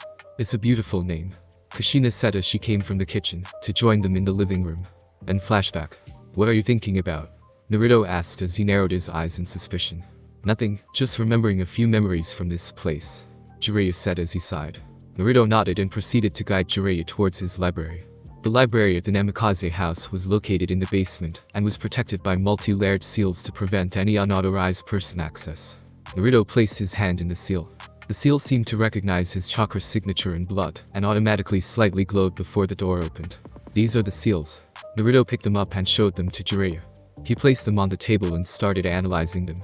These are some high-quality seals, as expected from the Uzumaki clan, Jiraiya said after a few minutes. Kagebushin no Jutsu, Naruto said and appeared 100 clones. I want each one of you to replicate that barrier seal. Naruto ordered and every single clone picked a small piece of paper and started writing the seal. Not even 5 minutes have passed, and Naruto already possessed 100 copies of the barrier seal. That's some manufacturing speed, Jiraiya said and Naruto chuckled. After all, once Naruto learned sealing, he never once again needed to buy explosive tags or sealing scroll, since he could easily do them. Let's go Iro Sennin, Naruto said. Jiraiya's eye twitched. Stop calling me that, Jiraiya yelled. Naruto and Jiraiya shunshined towards the academy and arrived at their front gates. Naruto immediately picked 4 seals and placed one in each wall. They remained until Naruto channeled a Bido chakra and they disappeared into the wall. They proceeded to apply these seals in all major locations around Konoha. The academy, hospital, a department, prison, Anbu department and decided to place them around the shelters as well. It's done, Naruto said after placing the last of the seals around the shelters which the civilian will be led to once the invasion begins.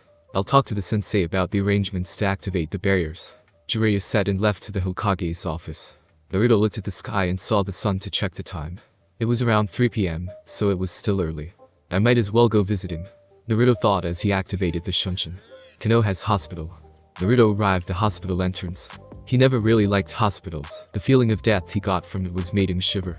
He entered through the main doors and calmly made his way towards the woman that was standing behind the desk. Good afternoon. Which room is Rock Lee in? Naruto politely asked. The woman raised her head to look at the person that was standing in front of her. The moment her eyes locked with him, Naruto could see the disgusted look in her face. You aren't allowed to visit him. Now leave. The woman sneered at Naruto. Naruto was getting tired of this. The treatment he received, the glares and names, he simply discarded them, but not allowing to do something that he had every right to do, wasn't going to roll with him anymore. Naruto flared a bit of the Kyuubi's chakra, enough to change his eyes and affect his voice. Care to say that again? Naruto asked as his voice took a deeper tone. He watched the woman wince at the tone, and watched her look at him, and quickly shift her eyes away. Sorry about that, sir. Rock Lee is in room 201. She quickly said, trying to get him to leave as it was getting hard to breathe and stand for that fact. Room 201. Naruto quickly made his way towards room 201 to visit Lee. Even though it was a fight during a tournament, he still felt a little upset for causing him that much damage and pain. He walked to the room and saw him the bed. Sitting in a chair beside him was Tenten. Hey Lee, Naruto said as he walked through the door. Both Tenten and Lee turned to face him and smiled. Yash, my eternal rival, came to pay me a visit.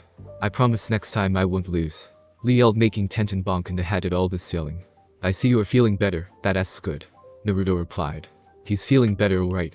Before I came here, I found him on the ground doing push-ups with his working arm, Tenten said, sighing, and Naruto laughed at his enthusiasm. You need to rest, Lee, otherwise you are going to miss me kicking butt at the finals, Naruto said, grinning, and Tenten simply face palmed. To someone so strong he could still act like a kid. I will do my best to recover in time. If I can't, I shall do 1,000 laps around Konoha, Lee yelled yet again, and Tenten just decided to shrug it off. Why can't I have normal person on my team? She said, sighing. By the way, I like your new hairstyle, it suits you, Tenten said. Thanks, I like it too, Naruto replied, rubbing the back of his head.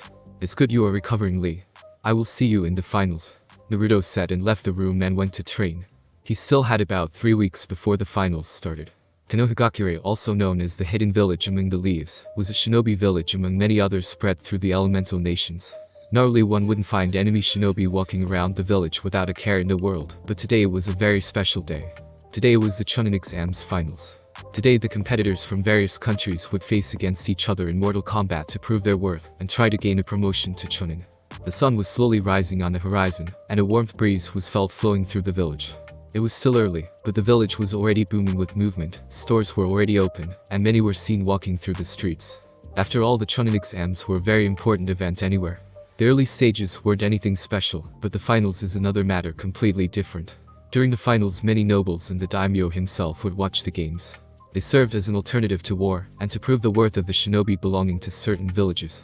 What no one expected, at least from the civilian side, was that war was much closer than they thought. The sun was coming up, slowly making his up to the sky. A beam of light managed to get through the window and wake up our favorite blonde by hitting straight in the eyes. The sun, millions of kilometers away, and yet deadly accuracy to blind Naruto. Naruto grunted as he tried to shift his eyes away from the sun. He looked down and saw that his angel was still deep asleep. "Wake up, Hinata-chan," Naruto said in his sleepy voice, slowly shaking her awake. "Morning," she said and gave him a quick kiss. Naruto made a Kage Bushin to go prepare breakfast. "Come on, we have to get up," Naruto said, and she pouted, mumbling 5 more minutes. What to do?" Naruto thought, and suddenly a light bulb flashed in his head, nearly blinding Kurama. "Get up, Hinata-chan, you have your cousin's ass to kick," he tried to say with a straight face. Hearing that, Hinata perked up and immediately got up. "Let's go then," she replied, and he chuckled. Then went to take a quick bath separately to freshen up, and too truly awake since Naruto tumbled his way towards the bathroom, bumping into a few things. They had a heavily caloric breakfast since they knew that there would be plenty of action today. After all, shinobi can eat pretty much what they want and still look good due to all the train and work they do. After breakfast, they began preparing their weapons, since they both knew that there was going to be an invasion sometime during the finals. They walked to the middle of the room until Naruto bit his thumb and sprayed blood across the wall. The reaction was instantaneous as the wall glowed for a moment until it seemed to disappear and show another room. In fact, Naruto drew a blood seal on the wall that created space rift between his normal house and the Namikaze compound, since he couldn't live there full-time for now. The seal was based on the hair ashen, and opened a portal, so to speak, that allowed anyone to cross and literally walk up to the compound. Of course, the wall was protected by the blood seal, and only Naruto and Hinata could activate it, since Naruto added her chakra signature to the seal. Naruto changed his outfit slightly. Since he knew that the Sand was going to invade, he decided to use proper clothes. He kept his traditional orange pants, but he was wearing a sleeveless black shirt with mesh armor under it. He also had a grey chest-plated armor similar to those worn by the Anbu and arms guards with storage seals along the wrists. In his wristband there were his special hair ashen kunes, standard shuriken, Fuma shurikens, and his personal favorites for crippling strikes, senbon. What many people don't realize is that senbon are deadlier than shuriken. It's extremely difficult to kill someone with shuriken, unless it hits a critical area like the neck, or the head, otherwise it won't pierce enough to kill the target. However, with senbon one can hit one of many pressure points with them that can stun the enemy, put him to sleep, and even kill them. Of course, every weapon has its disadvantages, and senbon are extremely difficult to learn how to use, and even more to actually hit the enemy where it was intended. Hinata-chan, where are the poisons? Naruto asked, and Hinata replied saying that they were on bottom cabinet in the second scroll. Hinata was very proficient in making poisons. She wasn't a very good medical shinobi, and let's be honest, she sucked at antidotes, because she never had any training outside of reading, but for poisons, let's just say she was a natural. And poor Naruto was her guinea pig. Since he couldn't die due to any poison that he might get injected because of Kurama, Hinata usually tested them on him. She would occasionally throw a senbon towards an unsuspecting Naruto and watch the results. Naruto knew that his shy Hinata must have a sadistic side to her. Naruto opened the cabinet and unsealed the contents of the scroll to show 3 small vials with different colors and labels. The first vial was white and was paralyzing poison. This particular poison will shut down the user's nervous system from the neck down, effectively paralyzing him. The second vial was yellow, and was sleeping poison, and like the name says, it renders the user unconscious. The last and final vial was black and was killing poison. Once infected, it would spread extremely quickly and kill the user, in a matter of seconds or minutes depending where the senbon hit the target. Naruto dipped his senbon in these multiple poisons, and sealed them in different seals, so he could separate them. It wouldn't be much good if Naruto killed the person he was trying to capture. Speaking of weapons, Naruto offered his sword, the Sword of the Thunder God, to Hinata so she could use it in conjunction with her water attack, similar to how the second Hokage did, but she refused. Hinata preferred using her daggers she learned how to use during this month. Her daggers offered more fluidity in her taijutsu style, and she could channel wind or lightning chakra through them. In the end, it looked like the Sword of the Thunder God was going to become what it was before it was stolen, a family heirloom, until anyone decided to pick up the sword. Concerning Hinata's daggers, they were somewhat special. They even thought they had a few missions. Both of them didn't have that much money to buy worthy daggers, so Naruto took upon himself and forged them to her. He bought chakra metal, which is cheaper than buying already made weapons. Check profile for picture of daggers.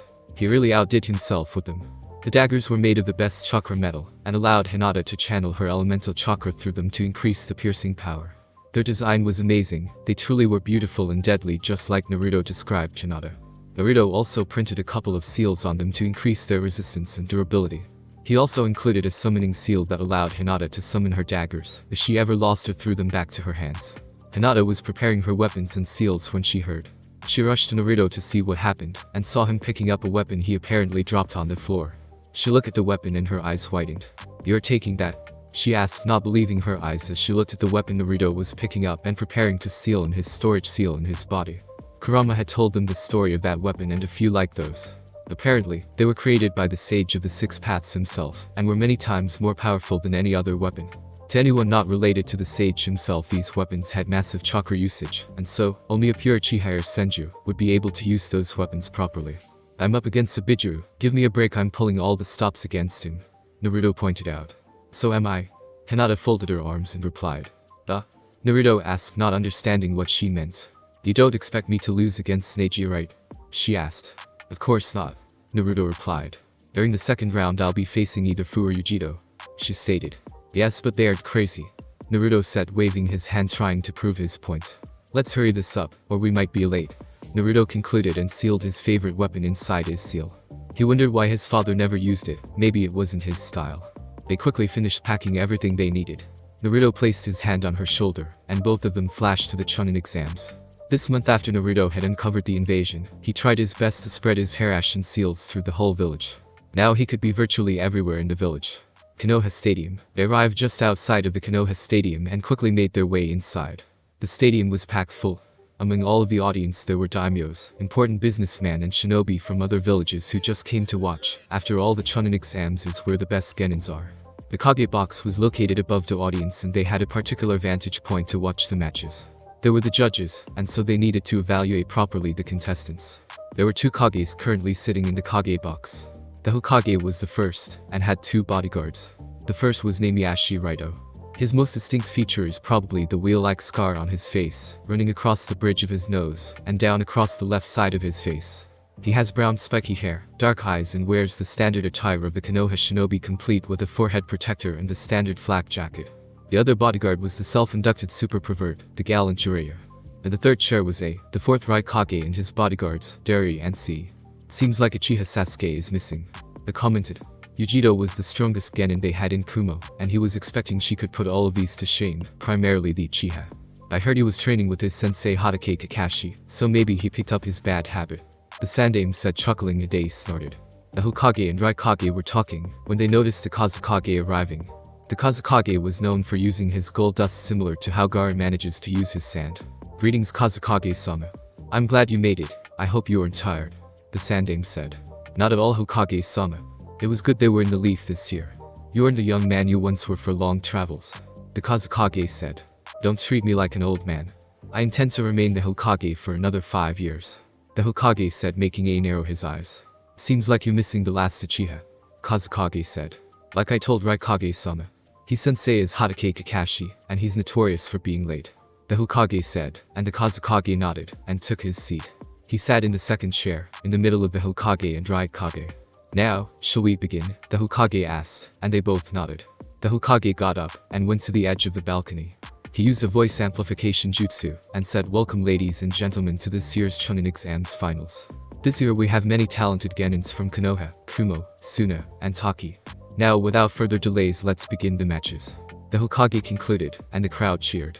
With crowd, they can't start the matches without Sasuke-kun, Sakura yelled. "Chill out, Sakura. He still has time before his match begins," Kiba replied, and she glared at him. "Did Gaara kill the Uchiha?" "I told him to lay low," Bucky thought, looking at Gaara, who looked surprisingly calm. "Quiet down, it's about to begin," Ino said, and they looked at the arena, and noticed Hayate was about to speak. In the arena, Hayate was explaining the rules to the participants, and they were pretty much the same as during the preliminaries. "Let's begin," Hayate said, but got interrupted by Hinata. "Are we starting without Sasuke?" she asked. "He will have until his match to show up, otherwise he will be disqualified," Hayate explained. Any more questions? Hayate asked and nobody said anything. Hyuga Neji and Hyuga Hinata stay. The rest of you go to the waiting area. Hayate said and everyone started to leave. They all left but Naruto didn't leave without saying goodbye and kissing her cheek much to her embarrassment. With crowd, the rest of the genins all made their way to the middle of the crowd and joined with their respective senseis and teammates. Hey Haku, Zabuza. Naruto said waving at them. It's a shame you didn't enter in the Chunin exams, Haku. Naruto said. Yes, my team wasn't ready yet. Maybe next time. Haku replied. She was about to say something else when Zabuza spoke before her. Hey brat. Zabuza started. You better win this, I've got many writing on you. He said. Are you serious? Naruto asked.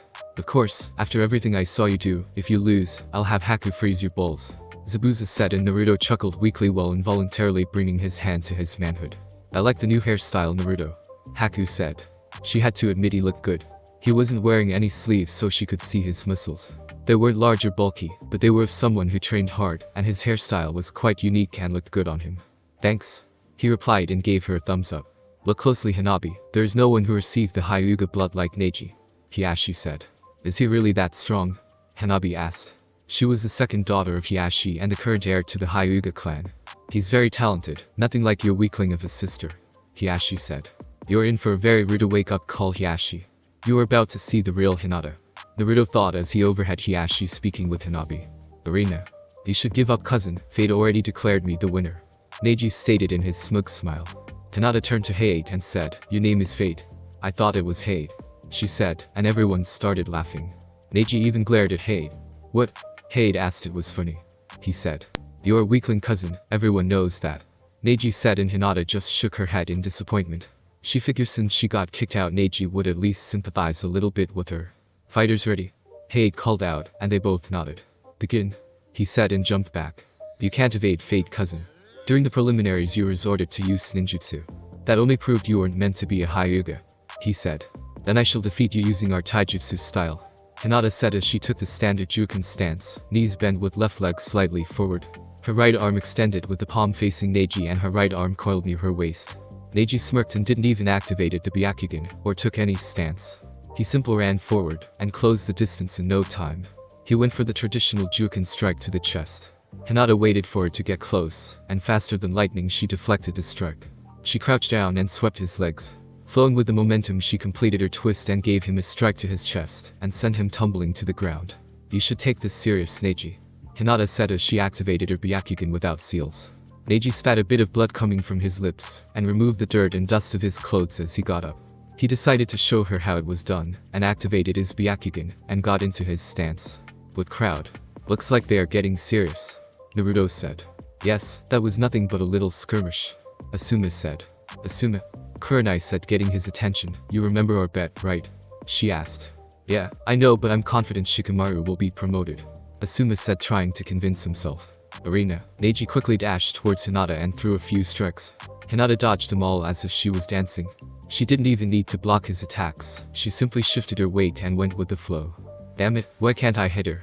Neji asked to himself, getting frustrated, and he was using his best moves, and she dodged them all, as if they were nothing. Now it was time to Hinata to make her move. She tried a quick Juken strike to his shoulder, but Neji blocked it. Neji quickly found himself in the defensive as Hinata was pushing him back and back. Each strike he blocked was a close call, and if it hit him, it was game over. She seemed to only be targeting his most important chakra points. Neji decided to gain some space and backflipped, but didn't expect Hinata to dash after him so fast. She went a Juken strike to his left shoulder. I can't let her hit me or she will disable my left arm. The best defensive move of the main house. Kaiten was the Hyuga's pride and joy. It was their absolute defense, or so they thought. Unbelievable. A Hyuga elder thought as he watched Neji pull the Kaiten. Tusan, isn't that? Hanabi asked but never got to finish. Kaiten. The main house absolute defense. To think he progressed so far without anyone to train him. He really is a prodigy. Hiashi stated. Arena. Neji finished his Kaiten and smirked at Hinata. Looks like it's you who is trying to avoid his fate. Kaiten is a main house technique. Hinata said. A failure like you would never understand. Neji said and dashed forward and quickly closed the distance between him and Hinata. You are in my field of divination. Neji said and got into his stance. 64 palms of the hand. Neji called out and was about to start his best offensive attack when he saw Hinata start to spin. His eyes widened at what was about to happen, but it was too late. Kaiten. Hinata yelled and spin, creating her own blue dome of chakra, and Neji was thrown out very fast and impacted with the wall. With crowd, "That's my girl," Naruto said as he cheered for Hinata. The rest of the genin and most of the jonin were watching as the disavowed heiress kicked the Hyuga's prodigy ass. Hiashi seethed his teeth as he watched Hinata flawlessly perform the kaiden. He already knew she could use it, but to that perfection he never figured. "Two-san? Ni-san just used the kaiden too," Hanabi said as she watched the usual stoic Hiashi show his face of anger. "Hiashi," the elder said, "care to explain how your daughter can use the kaiden?" He asked. "How should I know?" He asked, and elder went back to his brooding like a certain Uchiha we know. "Arena. Still believe I'm a failure?" she asked, watching her cousin rise from the ground, removing a few pieces of rocks from him. She noticed that his breathing was starting to get labored. After all, the kaiden did send him to the wall quite hard. "I admit you're better than I expected. In the end it won't matter. I didn't think you could pull the kaiden as well," Neji replied as he watched her. During this whole match he was yet to land a single strike to her, and yet she already delivered 2 strong strikes to him. He needed to end this fast, otherwise he would lose, and that he couldn't allow. Neji ran as fast as he could towards Hinata. Neji approached her, and threw dust he had in his hand towards her eyes. Hinata didn't expect such a low trick, and could only close her eyes. Neji smirked and took this chance to end it. 64 palms of the hand, Neji said as he got into his stance. 2 palms, Neji said and closed 2 chakra points in Hinata's network. 4 palms, 8 palms, 16 palms, 32 palms, 64 palms, Neji said, finishing his strikes as Hinata was pushed back, but stood on her feet. In the stance Hiashi smirked in satisfaction as he watched her failure of a daughter put in her place. "In the end you were nothing than a failure," Neji said, taking heavy breaths. He was about to talk to the proctor, to give him the match, when Hinata exploded in a puff of smoke. Neji's eye widened when he saw Hinata disappearing in smoke. "Kage Bushin?" Neji asked in thought. He noticed Hinata quickly running behind him, and turned just in time to receive her full attack. 8 trigrams 361 palms, Hinata called out and began her onslaught. 2 palms, 4 palms, 8 palms, 16 palms, 32 palms, 64 palms, 128 palms, 256 palms, 361 palms. Hinata finished. In less than 5 seconds she closed all the 361 chakra points in Neji's body. Neji hit the ground with a thumb completely knocked out, and he was going to stay like that for a few hours. Winner by knockout Hyuga Hinata. Hey, called out. With crowd, Naruto whistled as he watched Hinata perform his new attack. She looked like she was dancing. It was beautiful. In less than 5 seconds she completely shut down Neji's entire chakra network. Hiashi's eyes were bulging out of his sockets as he watched her failure of a daughter defeat their Hyuga prodigy. Neji was supposed to be one of the best Juken users to ever grace the clan, and Hinata defeated him without even breaking a sweat. The battle was completely one-sided. Neji didn't even hit her once. Hiashi was broken out of his thoughts when the elders spoke to him. "Hiashi, we must have that technique." Many tried to close the whole chakra system, but they couldn't do it in a viable way. "It's instrumental we get that technique," the elders spoke. "And how do you expect me to her to give it to us?" Hiashi asked the wise elders. "We don't care. Offer her the chance to rejoin the clan, give her anything. She may look different, but she'll jump the first chance she gets of rejoining our clan." The elder spoke, smirking. "Congratulations, Hinata-chan," Naruto said as he hugged her and spinned her around as she giggled. "Thank you, Whiskers-kun," she replied and laughed like crazy at his face. "Here they come," Naruto said, and Hinata got a confused face. "Your father and the elders," he explained, and she turned around to see them approaching her. "Anything you need, father," Hinata said in a very sweet voice that gave shivers to the poor man and made Naruto chuckle. "Yes, Hinata. We would like to offer you a chance to rejoin the clan," Hiashi spoke in his stoic voice. "Why would I do that?" she asked. "I'm happy with Naruto and there is nothing you can offer me," she replied. "We can offer you a painless lifestyle befitting of a Hyuga. Surely you can't like your life with that thing," Hiashi said, and Hinata narrowed her eyes and the painless part. "Call him a think again and I'll kill you," Hinata said, and she activated her Byakugan. "Never mind. So do you accept?" Hiashi asked. How about no?" she replied and laughed. Hiashi was starting to get pissed off, and that is saying much to someone who most of the time is calm and emotionless. "There is nothing you can offer me. I'm happy with the life I have. Why would I join a clan of stuck-up pricks?" she said, and everyone laughed. "Besides, you just want me because I defeated your prodigy, and most likely you want my new technique," Hinata said. "Enough of this." An elder yelled, and raised his fingers to form half of the tiger seal. "Activate," the elder said and smirked. A few seconds passed and Hiashi was looking at the elder and wondering if his old age was acting up. "Something wrong?" Hinata asked in a very sweet voice. She removed the lavender sash from her forehead, revealed it to be sealless. The caged bird seal was nowhere to be found. I'm a free bird too, San, Hinata said. The elders, Hiashi and even the Hokage were shocked. They never knew that the caged bird seal was possible of being removed without killing the victim. How is that possible? Hiashi asked. Let's just say that Naruto has a way with seals, Hinata said, and once again laughed at their shocked faces. Not even Jiraiya, who was a seal master himself, knew how to remove the caged bird seal without at least permanently crippling the user. This is an outrage. We can't allow this, Hiashi, an elder yelled. Too bad you can't do anything. Naruto started and gathered their attention. The moment you disavowed Hinata, she became an asset of the village. You no longer have any power over her. And since she is a shinobi and technically an adult, you can't even claim her as your daughter now, Naruto said, chuckling at the anger face of Hiashi and the elders who seemed to be about to kill them both. Hiashi took a step forward but immediately regretted it as he fell to the ground, barely managing to breathe with the heavy killer intent Naruto was releasing. Be careful, Hiashi-sama. Attacking a leaf shinobi is a crime, primarily with so many witnesses, Naruto said in a deeper voice, and pointed out to many people around him. Pretty much everyone was shocked that Naruto managed to remove the seal from Hinata. Demon, Hiashi pointed out as he regained his breath and got up. Naruto was prepared to end his life as he broke the third law, but thankfully the Hokage arrived just in time to prevent anything from happening. Hiashi, are you mental? The Hokage asked. Naruto is right. The moment you rejected your daughter, you lost any authority over her. She belongs to the village now, and it will stay like that until she chooses otherwise, the Hokage said, and Hiashi scoffed. We shall have words later, Hiashi said in his regained stoic face as he turned around with the elders to their seats. That went well, Naruto said, and Hinata nodded. The Hokage just sighed. That Naruto only gives him headaches. As if the civilian council wasn't enough, no, he had the Hyugas on his ass too. I'm getting too old for this shit, the Hokage thought as he made his back to the Kage box. The old Hokage made his way towards the Kage box and thought that Naruto, to think he was able to remove the caged bird seal with killing the host. You would be so proud, Minato. He has already surpassed you in seals. Everything alright, Hokage Dono? The Raikage asked. Yes, that Naruto always gives me headaches, the Hokage said, sighing. Now that Hinata revealed that Naruto is able to remove the caged bird seal, the Hyugas will have a field day. Especially the main house, since they treat the branch house like slaves. If the branch house managed to get rid of the seal, they would surely rebel against the main house, and since they outnumber them almost 5-1, it wouldn't be pretty for the main house. In the end, Hinata got off well and only got thrown out of the clan, instead of being sent to the branch side of the family. Indeed, to be that skilled with seals at such young age, he really honors the Uzumaki clan, the Raikage said. He will be a major threat in the future if he continues like this. What to do? The Raikage mused in thought. The Kazekage seethed his teeth and cursed the damn blonde in his thought. That brat is getting too dangerous. To think he managed to hold me long enough for the Anbu to arrive. Even more is his work with seals.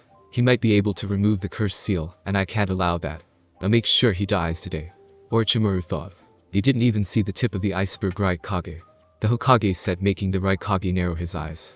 Yes, I know he's the Kyuubi's Jinchuriki, the Raikage said, much to the shock of the old Hokage. How do you know? The Hokage asked, narrowing his eyes at the Raikage and studying him. You forget I have the Nibi Jinchuriki competing in my brother, the Hachibi Jinchuriki, is their Jonin sensei. They all met before the beginning of the exams, the Raikage said, chuckling. But I wonder how much control he has over the beast, the Raikage said, eyeing the Hokage. Who knows? I never sense him training with his chakras, so I wouldn't know, the Hokage replied. He's your Jinchuriki and you don't know? The Raikage asked in disbelief. Like I told you, Naruto is very secretive and special. I know he's been training himself since he was 5 years old, the Hokage said, lightly chuckling. Did you know that, when your father arranged the Hyuga kidnapping, Naruto was the one that killed the kidnapper and rescued the heirs? The Hokage said and chuckled even more, when everyone stared at the Hokage thinking he was crazy. You surely must be joking. How can a 6-year-old kill a Jonin? True, he wasn't an elite Jonin, but still, a 6-year-old that didn't even enter the academy. The only thing I can think of was the Kyuubi helping, the Raikage said. I assure you I'm not joking, Raikage Dono. When I arrived at the scene, Naruto was holding Hinata, and the kidnapper had a kunai in his chest, the Hokage explained, and the Raikage seethed his teeth. Then the Kyuubi is the only explanation, the Raikage said, crossing his arms. I doubt it, the Hokage said, and everyone focused on him. When I arrived at the scene, there wasn't any trace of the Kyuubi's chakra being used. I didn't see the battle, but from what he told me, Naruto tricked him with the clone and finished him when he got the opportunity, the Hokage explained. Looks like you have been hiding a diamond, the Kazekage said. If he was that skilled at such young age, why is he still a genin? The Kazekage asked. You all know how Jinchurikas are treated, right? The Hokage asked, and everyone nodded. Everyone seemed to be interested in the young blonde. He chose to hide his strength. He decided to take the full academy course, so he could have time to train himself, and be able to protect himself, and anyone he cares about. The Hokage finished explaining. Deception. The true shinobi way. The Kazekage said. You know something, Raikage? The Hokage asked, chuckling. What? Raikage asked. Your village tends to create some of our best couples. You kidnapped Uzumaki Kushina, and she was rescued by Namikaze Minato, and they later became a couple. A few years ago, you kidnapped Hinata and Naruto rescued her. Now they are boyfriend and girlfriend and are living together. The Hokage said, laughing. Are you saying you have another Yellow Flash and Red Death in the making? The Raikage asked. The Yondaime Hokage was something of a rival in terms of speed to the Raikage. The Yondaime was the only man to ever dodge a frontal attack from the Raikage while using his famous lightning armor. The fourth Hokage's wife and Naruto's mother was Uzumaki Kushina. In truth, she was Senju Kushina, but no one knew, also known in the bingo book as Red Death, due her vibrant blood-red hair. She was a very powerful kunoichi, and extremely talented in water style, ninjutsu and kenjutsu. I have faith in them. Every generation is supposed to surpass the previous. The Hokage wisely said. I've been wondering something. Hokage Dono wasn't Hyuga Hinata supposed to be the heiress? Why does she have the caged bird seal? And why is she living with the blonde brat, if she is a Hyuga? The Raikage asked. Simple enough. Hinata's father thought she was weak and disavowed from the clan, and placed the seal on her. Then she went to live with Naruto, and things went on from there. The Hokage explained. Weak? She just defeated the so-called Hyuga prodigy. The Kazekage said. What can I say? Naruto has a way to encourage people, and I bet he has been training with her since she was expelled. The Hokage explained. I look forward to see his match against the last Uchiha. The Raikage said. It will be an interesting match. The Hokage said. I wonder if he will reveal his Sharingan. The Hokage thought. Now let's continue watching the matches. It looks like it's the second match is about to start. The Hokage said, and everyone turned to the arena. With crowd, Fu from Taki and Yugito from Kumo, please came to the arena to begin your match. Heiei called out from the arena. Good luck, Fu, Yugito. Naruto said to both of them as they made their way towards the arena. Who do you think will win? Hinata asked. Naruto brought his right hand to his chin in a thinking pose. I don't really know what they can do, so it's hard for me to say. Naruto started. If they use their partners, then Fu would win if she has enough control. Otherwise, can't really say because I don't know their individual skills. Naruto explained. Hey Kurenai-sensei, you fought with Fu against those Oto Jonin when we went to Taki, right? Hinata asked. Yes, why do you ask? Kurenai asked. She wasn't paying particular attention to their conversation, since she was watching both Jinchurikis made their way towards the middle of the arena. We are trying to find out who will win since she will fight me next. What can you tell me about Fu? Hinata asked. Kurenai thought before begin. Well, for starters, she didn't need to use her Bijui's chakra. Her taijutsu was nothing special, I'd put her around low chunin level. However, her ninjutsu is far better. She was primarily a water user, but she had a few secret and bug techniques. Kurenai explained. Hey, Naruto said and got their attention. I remember what Kabuto said about Yugito during the first stage of the chunin exams. He said she was good at both taijutsu and ninjutsu, so I would assume around mid-chunin level on both. Naruto said. Nothing you can't handle. Naruto said, and she nodded and looked to the arena. You sure have a lot of faith in her. Asuma said, and he joined the conversation since his curiosity was piqued when they began to talk. Of course, I have faith on my girlfriend. Naruto said, grinning, and Asuma mumbled something about lucky blonde brats. Did you see what she did to Neji? He asked almost rhetorically. Everyone saw Neji getting his ass kicked by the supposed shy former heiress of the Hyuga clan. Yes, I saw. Good job. It will be good to that arrogant ass. Asuma said, chuckling. Though I never expected her to win. He said honestly. Don't you faith in my teachings? Kurenai asked in a dangerous voice. Of course not, Kurenai-chan. Asuma quickly replied, waving his hands trying to dismiss the situation, before she casted a genjutsu on him. Naruto discreetly said, and Asuma narrowed his eyes at the blonde. What was that, Naruto-kun? Hinata asked in a very sweet voice. Nothing, Hina-chan. Naruto quickly said, and Asuma slightly laughed. Troublesome women. Shikamaru said. Arena. Both contestants ready? Heiei asked. Yes. Both replied. Begin. Heiei said and jumped out of their way. He knew they were both Jinchurikis, and he didn't want to get caught in the middle of them. Shall we keep them out of the fight? Fu asked. Yugito thought for a while. Most of Yugito techniques rely on her using her Bijui's chakra. Not that she was weak without her cat, but the fact she trained primarily in using her Biju, if removed, it would cripple her ninjutsu. How about we keep it to 2 tails max? Yugito asked. Sounds good. Fu replied and took a kunai and got in her stance, as Yugito pulled her sword from her back. Yugito quickly ran forward, and tried a horizontal slash. Fu quickly ducked and rolled to the side. She quickly got up and tried to kick Yugito in the chest. Yugito however managed to completely bend the top of her body backwards almost to a 90-degree angle, avoiding the kick as it passed safely above her. With crowd, Naruto whistled when Yugito bent like that.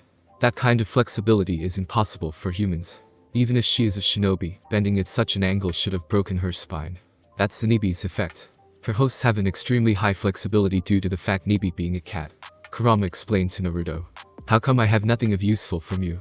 Naruto asked. Ungrateful brat. You have high regeneration and negative emotion sensing ability. Kurama explained. That's good and all, but that isn't particularly effective in combat. Naruto replied. What do you mean isn't useful? Your sensing ability coupled with your Sharingan makes impossible for anyone to hide from you. Kurama explained. For someone who is so smart he sometimes could still be a knucklehead. Maybe all that pretending during academy days affected him. Never thought of that. Naruto said and Kurama's sweat dropped.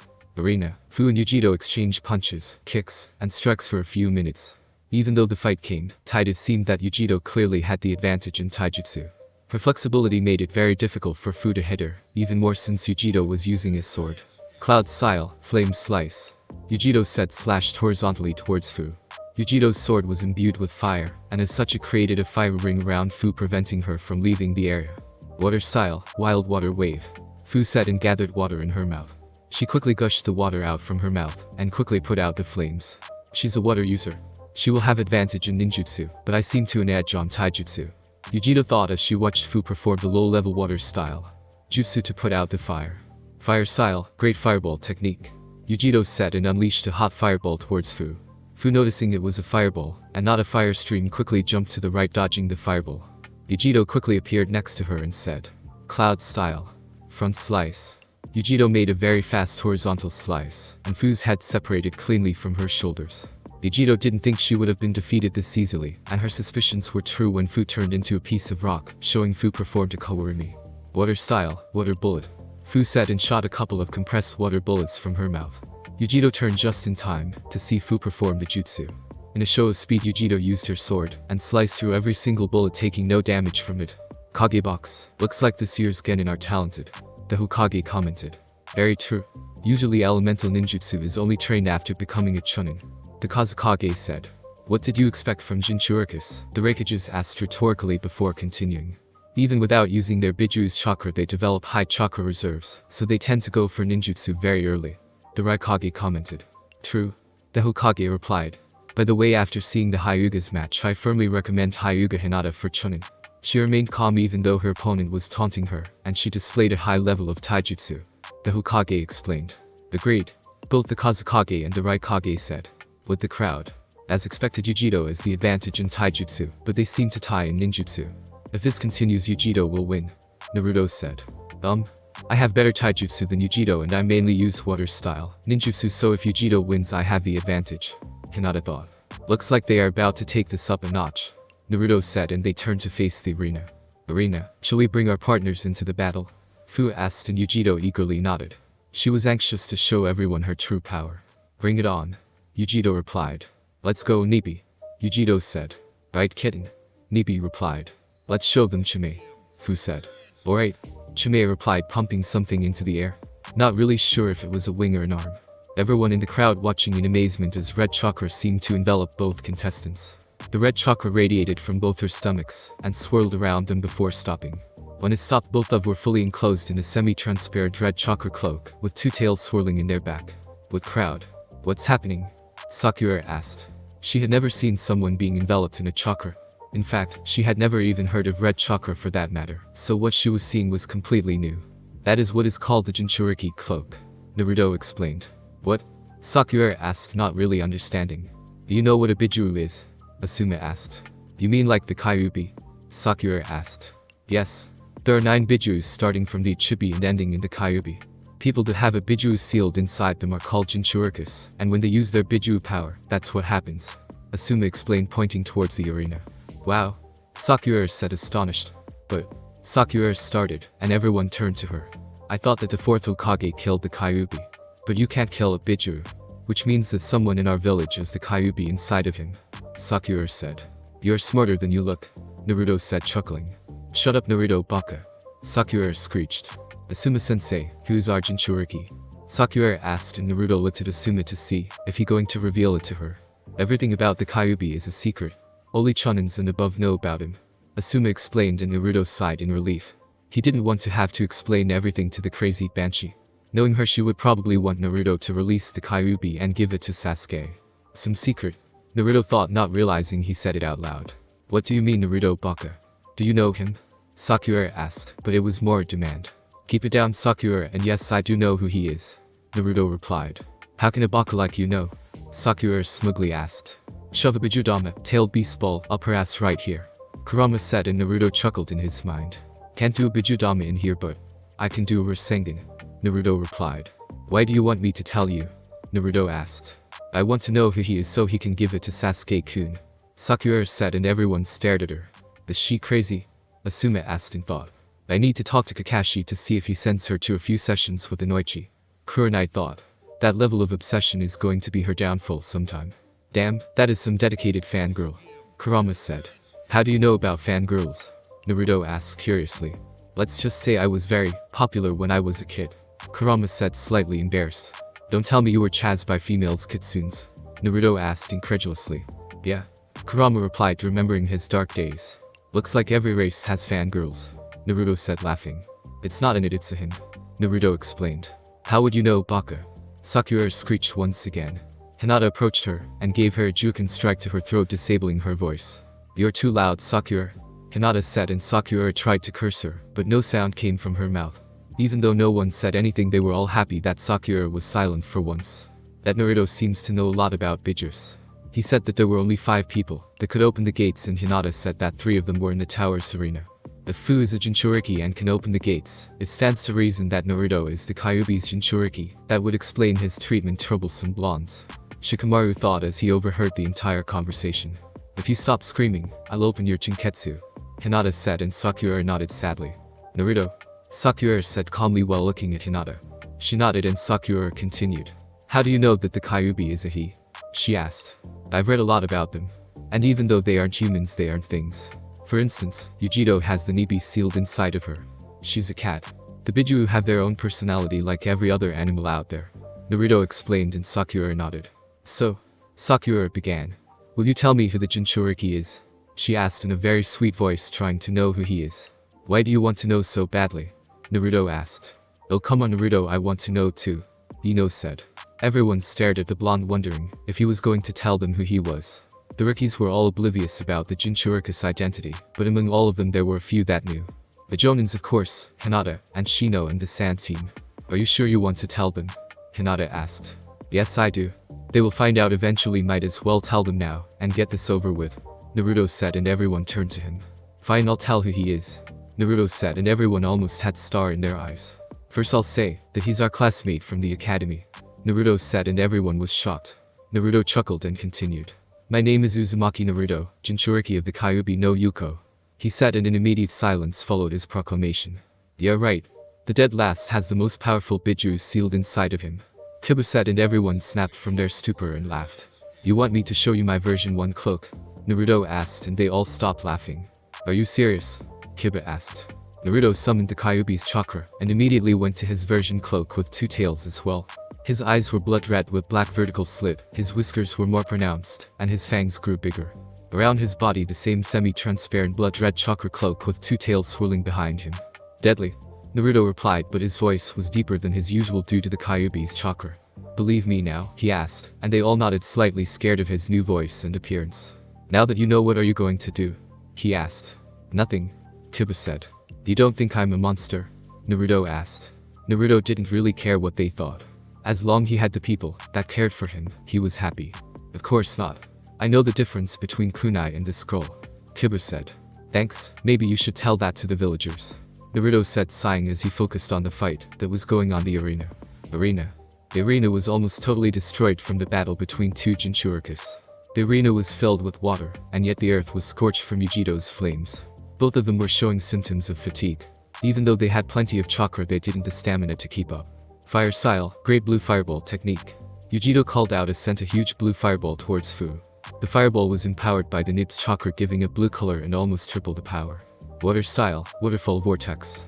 Fu called out and water from the ground rose in front of her, and formed a vortex of sorts. The water immediately blasted from the vortex and clashed with the fireball. The clash produced a big steam cloud that covered most of the arena.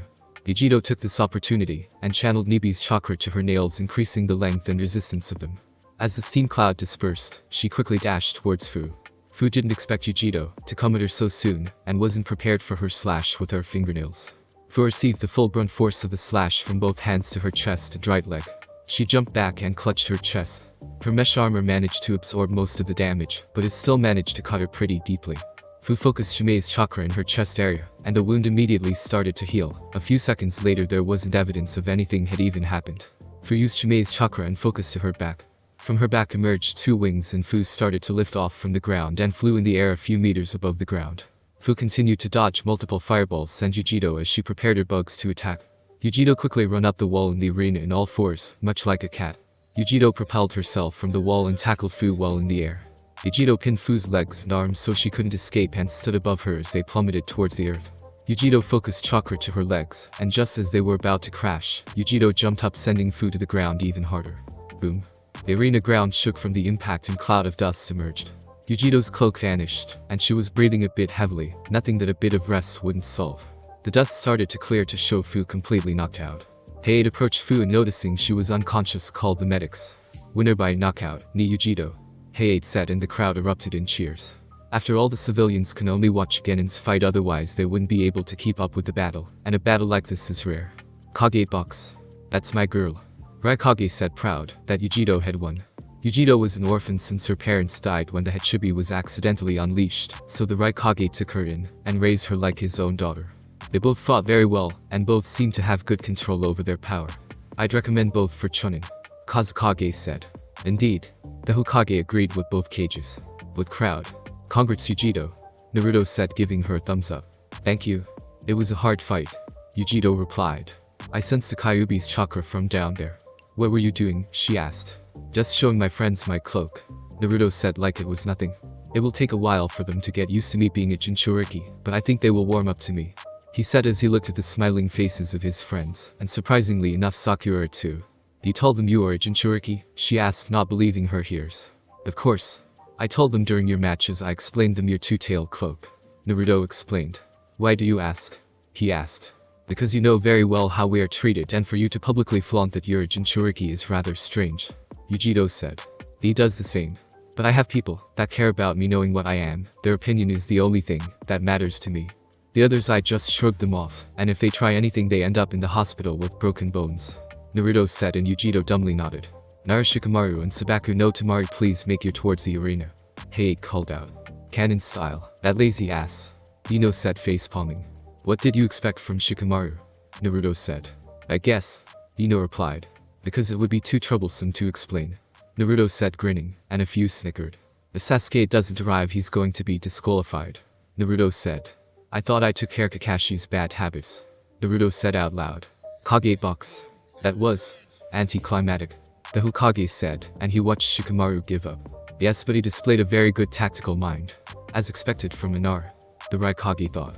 The Kazukage remained silent. Do you agree that he should be a Chunin? The Hokage asked, and they both nodded. The Chunin are leaders, and he displayed very good planning and remained calm, even though he probably knew he wouldn't win, the Raikage said.